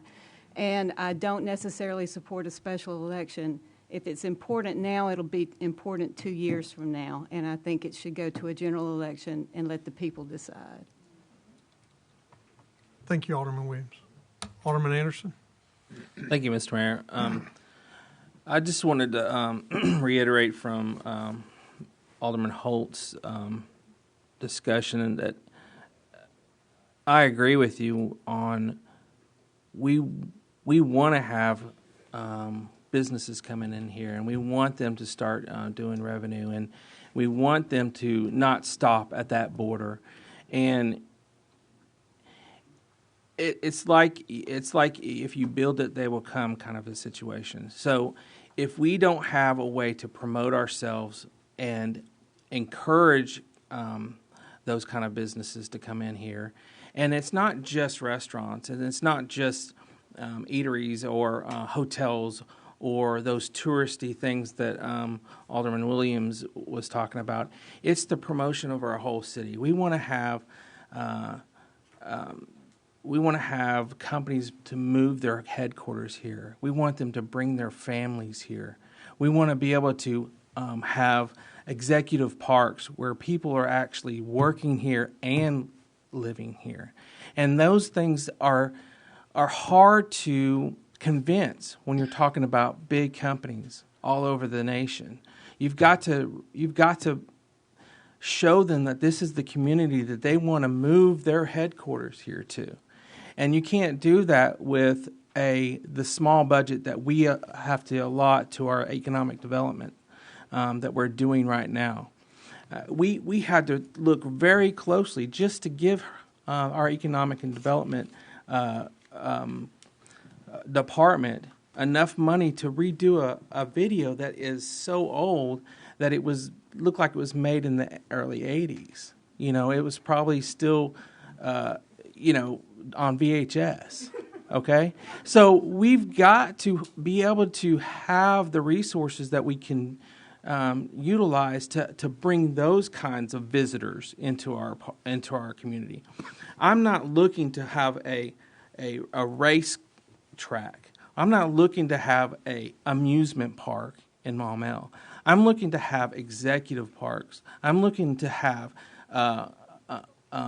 communities of people that are working here and living here. And you've got to be able to compete with our big brothers that are around us. And we're already helping them when you say that you eat lunch and you pay those A&P taxes. The only thing is we only have so many different avenues of revenue. And this is the only one by the state law, by state government, that we're allowed to decide as a body here. Now, we are elected officials. Two of us sit on, if this came to fruition, two of us would sit on that board, so that's elected official. We would pick those elected officials. These are things that have already been tried and true in state government. It's not something that we've created and that we're trying to create from nothing. So I just wanted to remind people of that. Now, I understand that we want the people to vote on that, and if we all decide as a group not to move this forward and bring it on the ballot, I'll totally support it, because my whole thing is that I want us to be able to be competitive and to be able to bring those type of visitors into our city. But I've waited 6 years. We've waited longer than that, and some of us, to try to figure out different ways of revenue. And so I just wanted to start this discussion, and that's what we're having. Thank you. Thank you, Alderman Anderson. Alderman Viperson? Just had a quick question to read it. Several points real quick, but to go with what Alderman Mosley said, the director, maybe city attorney, or to Alderman Timmons, is there a conflict of interest because this deals with something that she's involved in? How does it do that? As far as dealing with, right in the heading, it talks about catering businesses and that it would be directly affecting a business that she runs. She's not a caterer. Could you expand on that, Alderman Timmons? I don't know, I've eaten places where she catered. She catered? Yes. Okay. But she doesn't gain any money from it. She's still taxed. So is there a conflict of interest? I don't know. Just a question.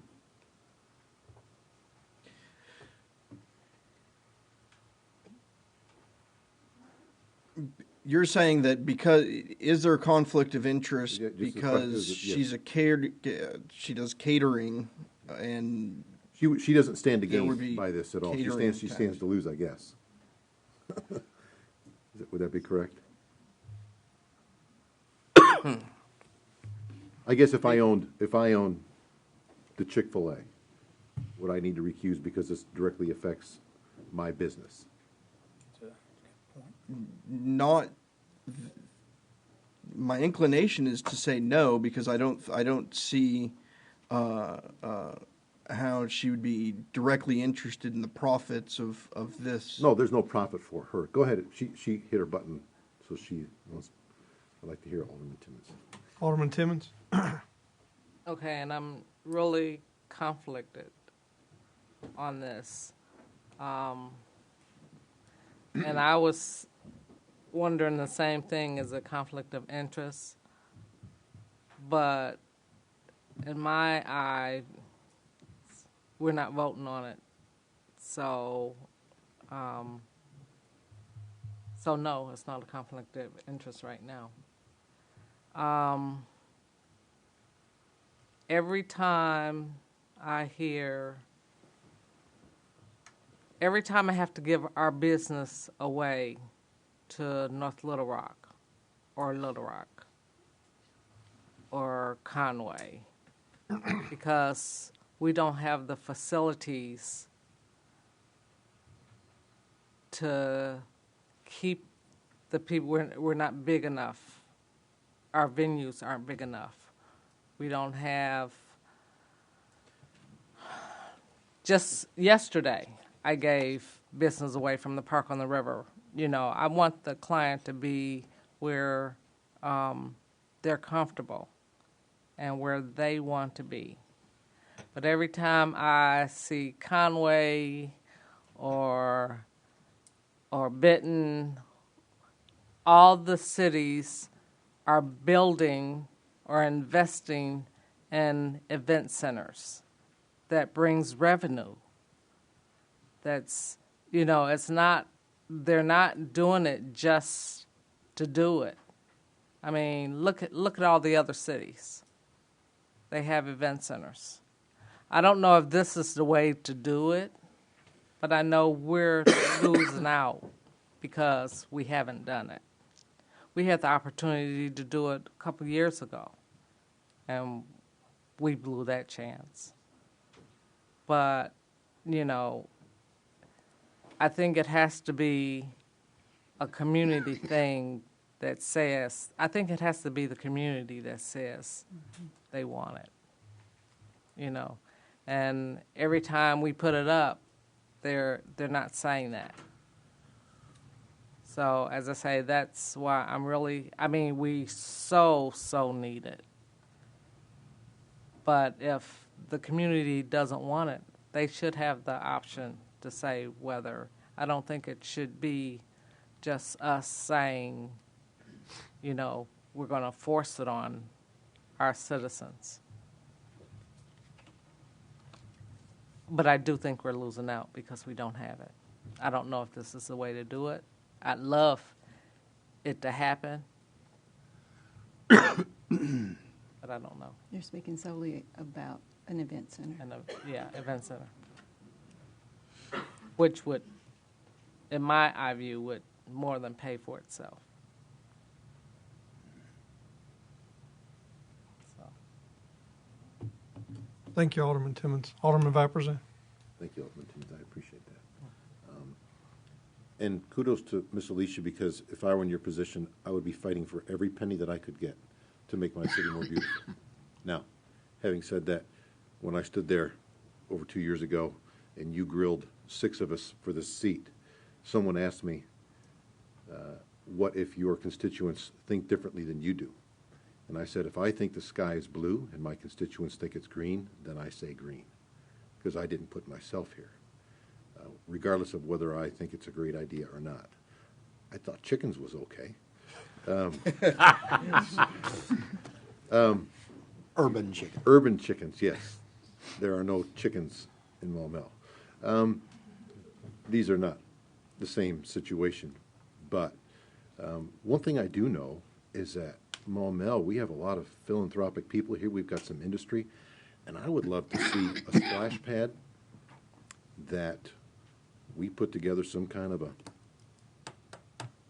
fundraiser Community for project. and said, hey, listen, it's $500,000, let's raise it. I think the citizens of Maumelle would flourish to that.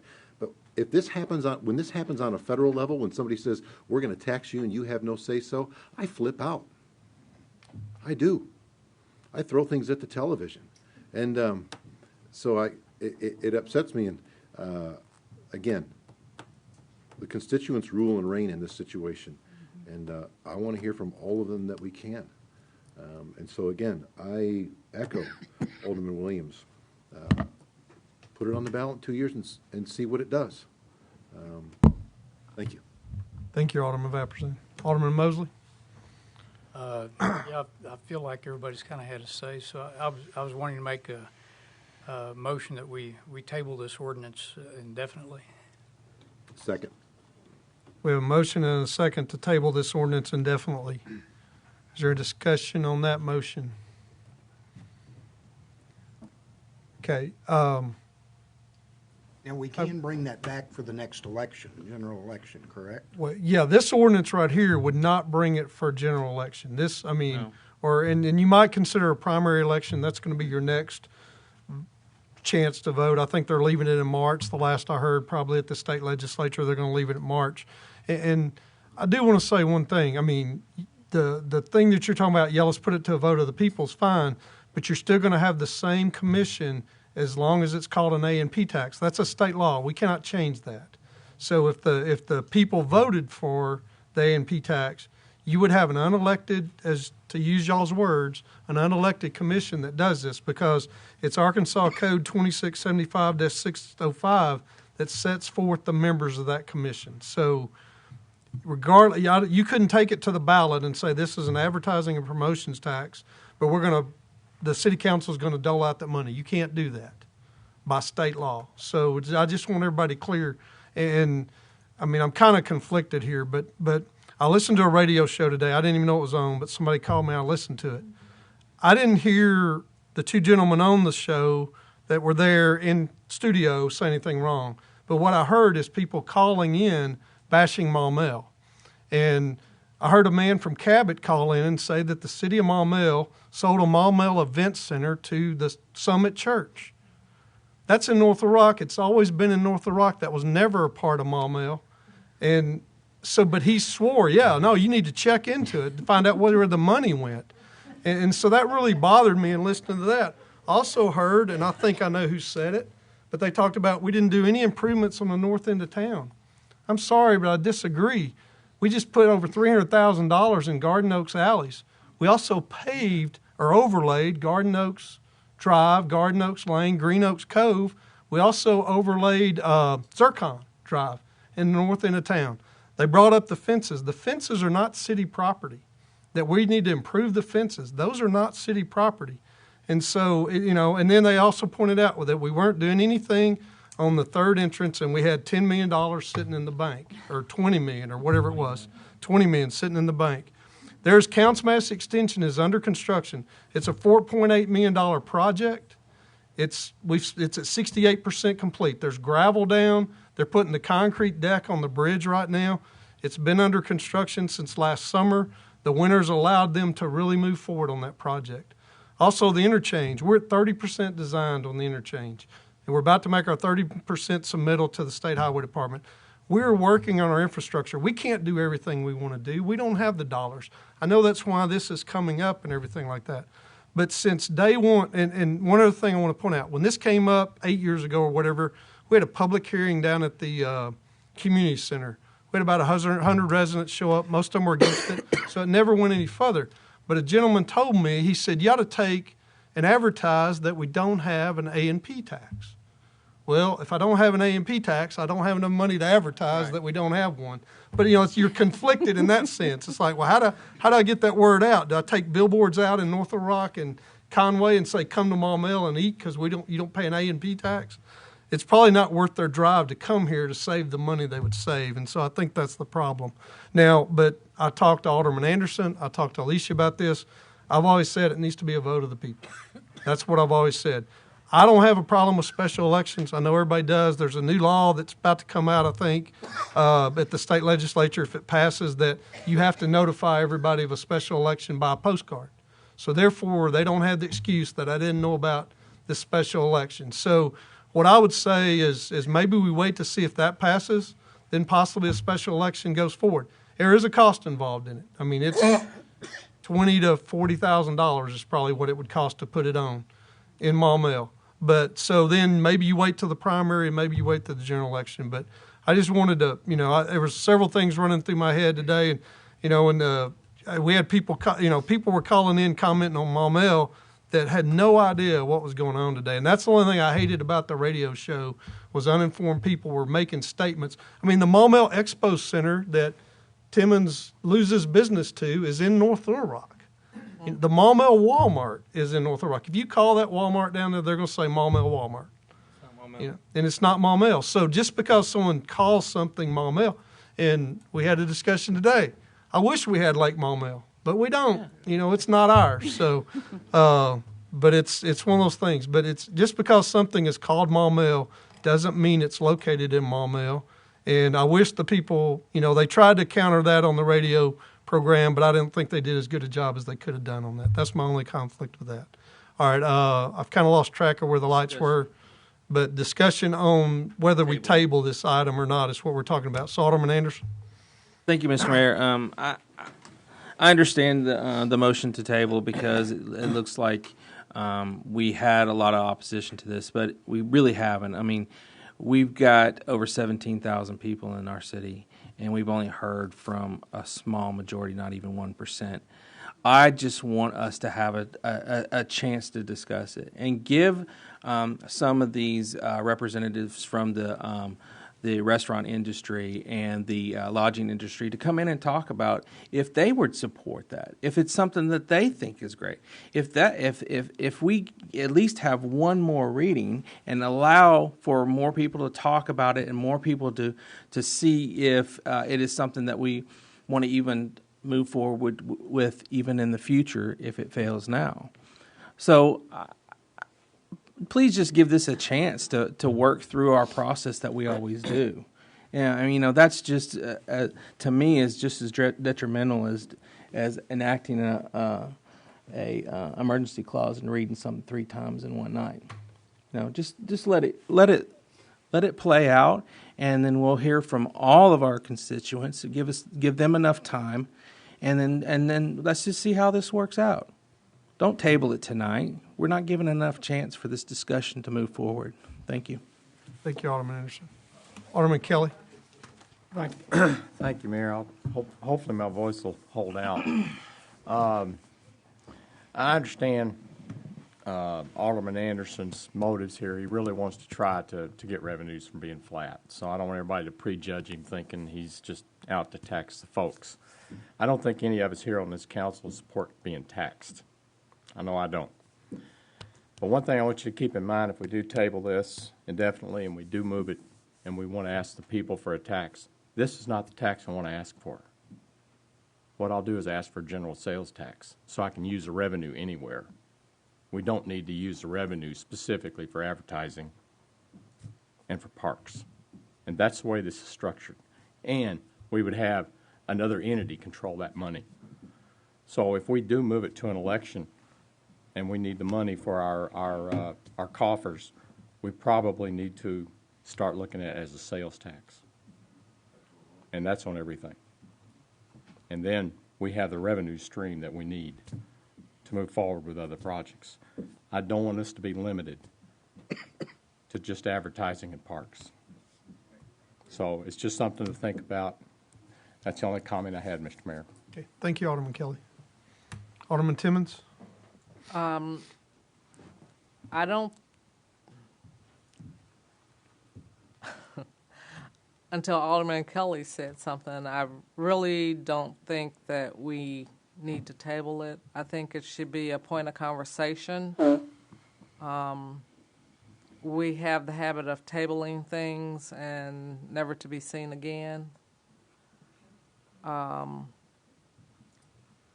do think it should be voted on by all the residents. And I think that with us talking about it, because I know I got a bunch of calls today on it. I know with us talking about it, it needs to continue to be talked about. And we need to figure out, maybe it's another option, and maybe with us talking about it and people knowing that it's going to be on the docket, they'll be here to talk about it, pros and cons. So how do we keep it going?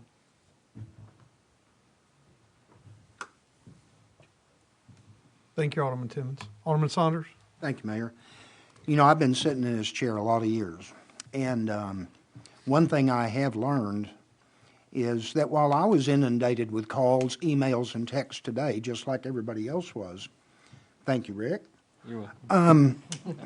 I'm teasing. I know. We never hear from a significant percentage of the population. We never do. Never. No, it's just not going to happen. So by delaying it, will we hear from some more people? Yes, we'll hear from some more people. Okay? Is it going to be a significant number? I don't think so. I've never seen that before. What we normally deal with is a small but very vocal group of activists, and that's what we hear from. And I can give you any number of, examples.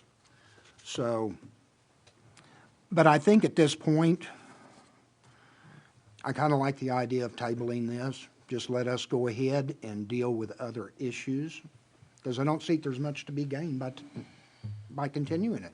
And I'm pretty big, unless it's an emergency or safety. I'm kind of like Alderman Mosley. I'm kind of big on doing 3 readings so the public has input. But I think that the odds are pretty slim we're going to get much positive input on this. So I'll probably have to vote to table it for those reasons.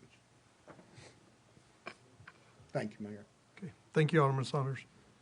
If there's no more discussions or question, we have a motion to table ordinance 928 indefinitely.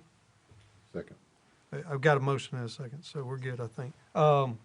There's no other discussion. All those in favor, please signify by saying yes. Yes. Any opposed, say no. No. I think we had 6-2. Yep. Okay. The motion to table passes.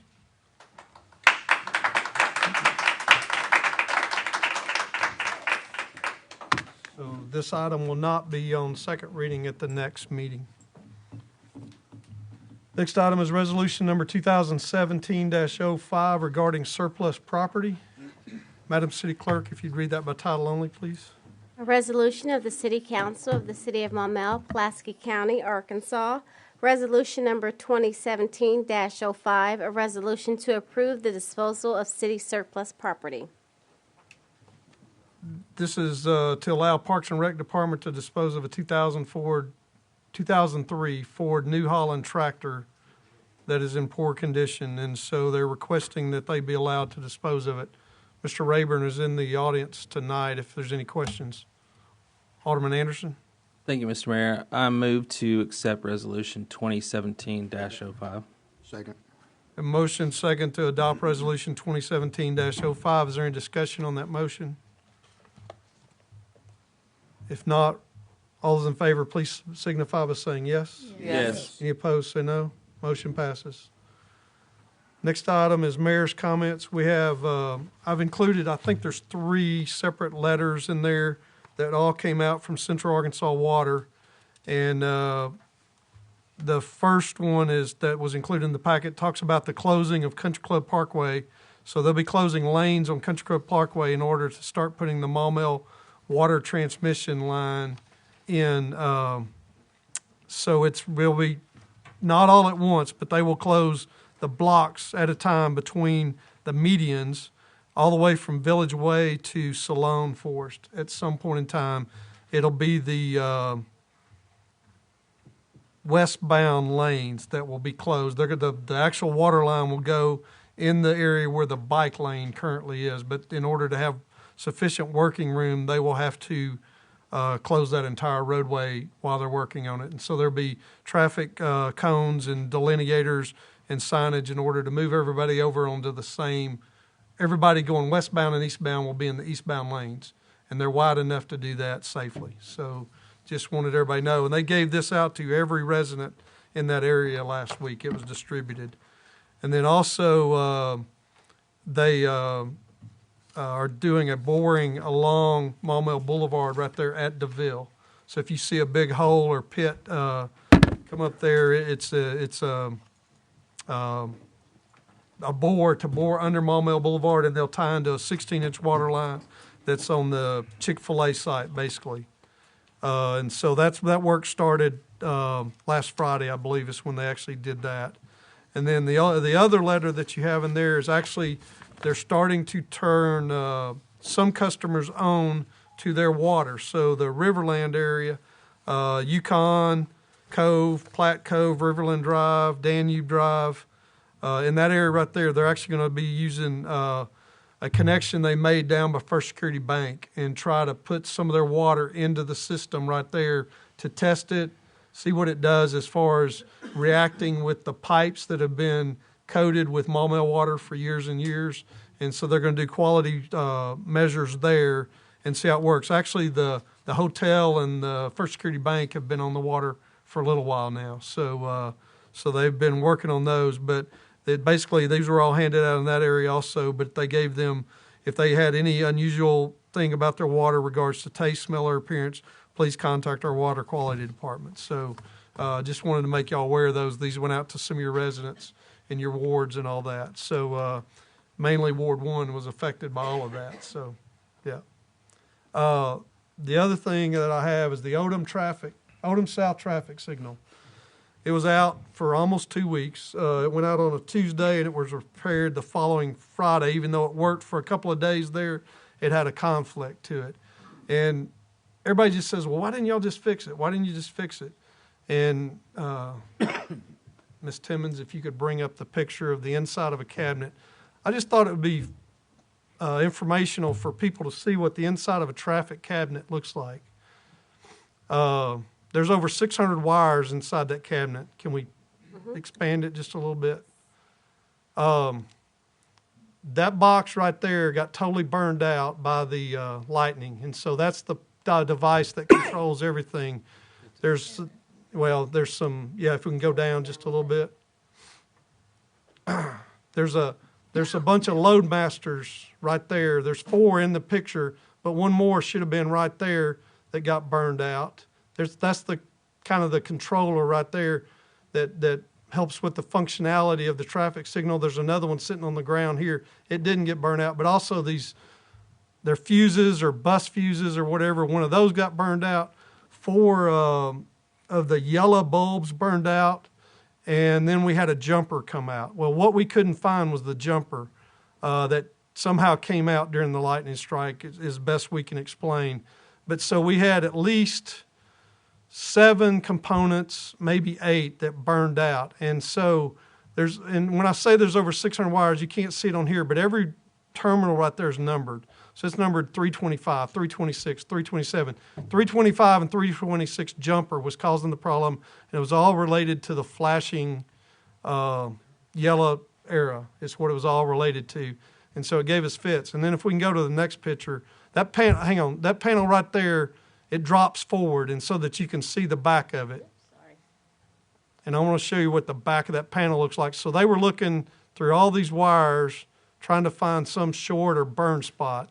So if you look, there's 600 wires that are tightly bundled and then connected to a terminal. So everybody was just like, well, why can't they fix it? It's not like something that you could just walk up to and fix. We had 2 different technicians work on it for three different times for probably a matter of 18 hours that they spent actually in the cabinet. And part of the time we spent from a Saturday to the following Friday, he took the components back to his lab, because he has one of these traffic controllers in his lab, and tried to replicate the exact issue. He was able to isolate it down to a panel, but he couldn't figure out exactly what it was. So, I mean, I know everybody was frustrated by it. But it's one of those things that, sometimes it just takes a while to fix something. Everybody has air conditioning units, they break. It takes a while to get it. We actually almost on Friday made the decision to purchase a whole new cabinet and start over again. Well, that was going to be a 2-week period if the cabinet was taken down to put back on at the cost of $12,000 to $15,000. My God. So, it's not cheap when you're doing this, so we're trying to do everything we could to make it work. And nobody wanted it fixed worse than I did, I promise. I was being called at home. I was being called up here. I have 2 cell phones. I was being called on both of those, and I was being talked to at church. So, I knew there was a problem. But I tell you, nobody wanted it fixed worse than I. And I was putting as much pressure as I could on those technicians to get that thing fixed. But and it made the 2 different news stations, which I didn't consider it a news story. It made the Democrat Gazette on Saturday. They just like talking about Maumelle. I guess that's what it was. But it was crazy. But it is fixed, and I will tell you, we've got to do the camera's burned out too. We still got to replace a camera on it, so we will have to shut it back down temporarily, get a camera back up and working and operational. So, but we're going to do that during a dry spell, and when it will cause the least disruptive time to traffic. It will not be during rush hour. So that's that. The Maumelle Expo is March the 2nd at the Jess Odom Community Center from 2 p.m. to 7 p.m. If you didn't get everything you wanted to know about the state of the city, I'll be telling that again at noon on that same day, so you're welcome to come listen to that again. We'll do it differently there, I think. But so we'll be doing that. And then also, don't forget, and I've got to get y'all official invitations, but the grand opening for the Maumelle Center on the Lake will be March the 3rd at noon. So we'll do a ribbon cutting at noon along with the Maumelle Area Chamber of Commerce, and then tours, and the facility will be open for reception after that. So about 12:30, you'll be able to tour the building and everything. But it's one of those things, we're rushing at the final time here to get it open and operational and get everything in. We may not have everything in it when we open, but it's going to be functional and ready to use as our facility on March the 6th. Is when the official open date for the actual center will be, where they open their regular hours and start. But March the 3rd, we would like to have every council member that could be there for the ribbon cutting and then come tour the building. It's a beautiful facility, and I don't know if you've noticed or not, but over the weekend they put the signage up on the building, and it looks really good. Yeah. Yeah, and we had to put a sign up to notify people that we weren't open to the public. We couldn't keep people out of there. They're wanting to get in there so bad, and it's a construction site, so it's not safe for them to be in there, and so we had to let them know that. Did you have something on that? Yeah, and okay. I'd like to commend Nicole. She's been, working diligently. She's a yeah, workhorse. On that, and I've been in there. It's beautiful. It's beautiful. Yeah, it's beautiful. So if you don't come, you're gonna miss it. Yeah, the actual work that she's put into that thing, I mean, she spends a majority of her time at the facility right now, but then she also has to run the center downstairs too. But I don't know how many trips she's made over there in the last couple of weeks meeting with providers of things that we're responsible for that the contractor's not. So that's correct. Nicole's been doing a great job keeping up with all that and still running her department. So, yeah, thank you, Timmons, for that. That's all that I have. Planning Commission report, that will be at the next meeting. Mr. Mayor, I'd like to go ahead and maybe mention a few things. 'Cause Okay. We'll be getting some things at the next council meeting, I think. That's correct, yeah. So I thought I'd mention it just real quick. Is that all right? That's fine. All That's right, fine. thank you, sir. There were about 4 items going on there at the Planning Commission meeting. Probably the two most interesting ones is Dr. Haas down there at the Equestrian Center down there at the end of Council Massey is got a request in for a rezoning of 2 or 3 parcels that would go commercial. I have actually attended a meeting that was with all the residents that live out there on natural trails, and they seem to actually not be opposed to that. So I thought I'd mention that. But there was also a rezoning for the apartment complex over there. The villas at River Point. Yes, the villas at River Point. I went and visited with the owner of the apartment complex and Mr. Neri, in addition to attending the subcommittee meeting. And that is a very small little parcel of land that's actually being used for a retention facility for drainage right now. It was actually, I think, purchased after all the rezoning took place 4 years ago to make that available for apartments. So they're not adding any apartment buildings or anything. They are going to be adding a lap pool and a little croquet area and some things like that. So anyway, that's an interesting item that will probably come to us at the next meeting. There was a variance request for a house that was built too close to the street, and I think that'll probably be approved. We haven't had the meeting. It'll be this Thursday night. Kimberly-Clark is expanding their facility, and that seemed to be an issue that the Planning Commission didn't have any problem with. So that's all I wanted to mention. Thank you. Okay. Thank you, Alderman Mosley.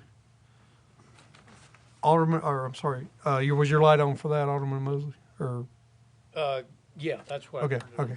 All right. Sorry. Alderman's comments. Alderman Saunders. Thank you, Mayor. Just a curious question. Where are we right now on the adaptive turns or signals? We have advertised for vendors, We have selected a vendor with a selection committee, and we're negotiating the price on that currently as we speak right now with that vendor, selected vendor. Do you have any idea about how long it will take to put them in once we get the vendor? I don't. That's part of what they're going to have to give us as a timeline on that. So I should have something hopefully in the next month back from them with a timeline. Well, the last time I asked you, you mentioned maybe around the spring. Yeah, well, and that's, part of that is, anytime you take federal money and all that stuff, there's a lot more people that have to review everything and approve it. Our contract looked, or our RFQ for the proposals looked exactly like Conway's and Little Rock's when they went out for them. But it still took a month to get them back, so, but yeah, it's just one of those things. But yeah, we've actually, we're waiting on the fee to come back from the vendor right now. You select based on qualifications and then you ask for a fee.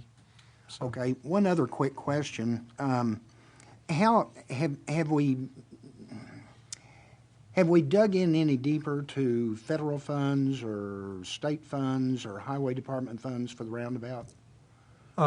We have not currently. I mean, where we were going to try to get that money from is from the state street aid project, and that money will all be expended. They've got more projects than they have funding, of course. So all those are going to be gone before ours can get in for this year. So the earliest we could get funding from the state on that would be next year. And what point can we apply? Well, we can apply as soon as January rolls around. So I can apply right now, which I need to do that. So yeah. So that will delay us on the roundabout if we get the money. If we want to wait on that money till at least next year, yes, for approval. Okay. And it could be up to $400,000. Now, if we got that money next year and we wanted to go ahead and build a roundabout sooner, that's a technicality that I don't know. You can't build it in advance. You can't? Okay. No. Okay. No. They don't do that. All right. Yeah. You got to get accepted and then build it, and then they will help you pay for it. And what you have to do is you have to pay for it, and then they reimburse you, basically. Yeah. Okay. Yeah. Okay. Thank you, Mayor. Okay. Alderman Mosley? Yeah, I just wanted to say I admire Alderman Anderson for his guts and eloquence you displayed in presenting that. Thank you. That was brave. Well, the discussion need to happen. I'm not saying that it was something that I was going to ram and lobby everybody and have it done. We've got to talk about revenue, and what is revenue? It's tax. So we have to. Or a city it is. Or a city it is. Not for me. But thank you for saying that. Any other alderman's comments? Mr. City Attorney? No, sir. Madam City Clerk? Mayor, I do have a quick comment. I just wanted to introduce to the council officially our Deputy City Clerk, Megan Cleveland. She has been with us for a little over a month now, so you may get communications from her. So, welcome, Megan.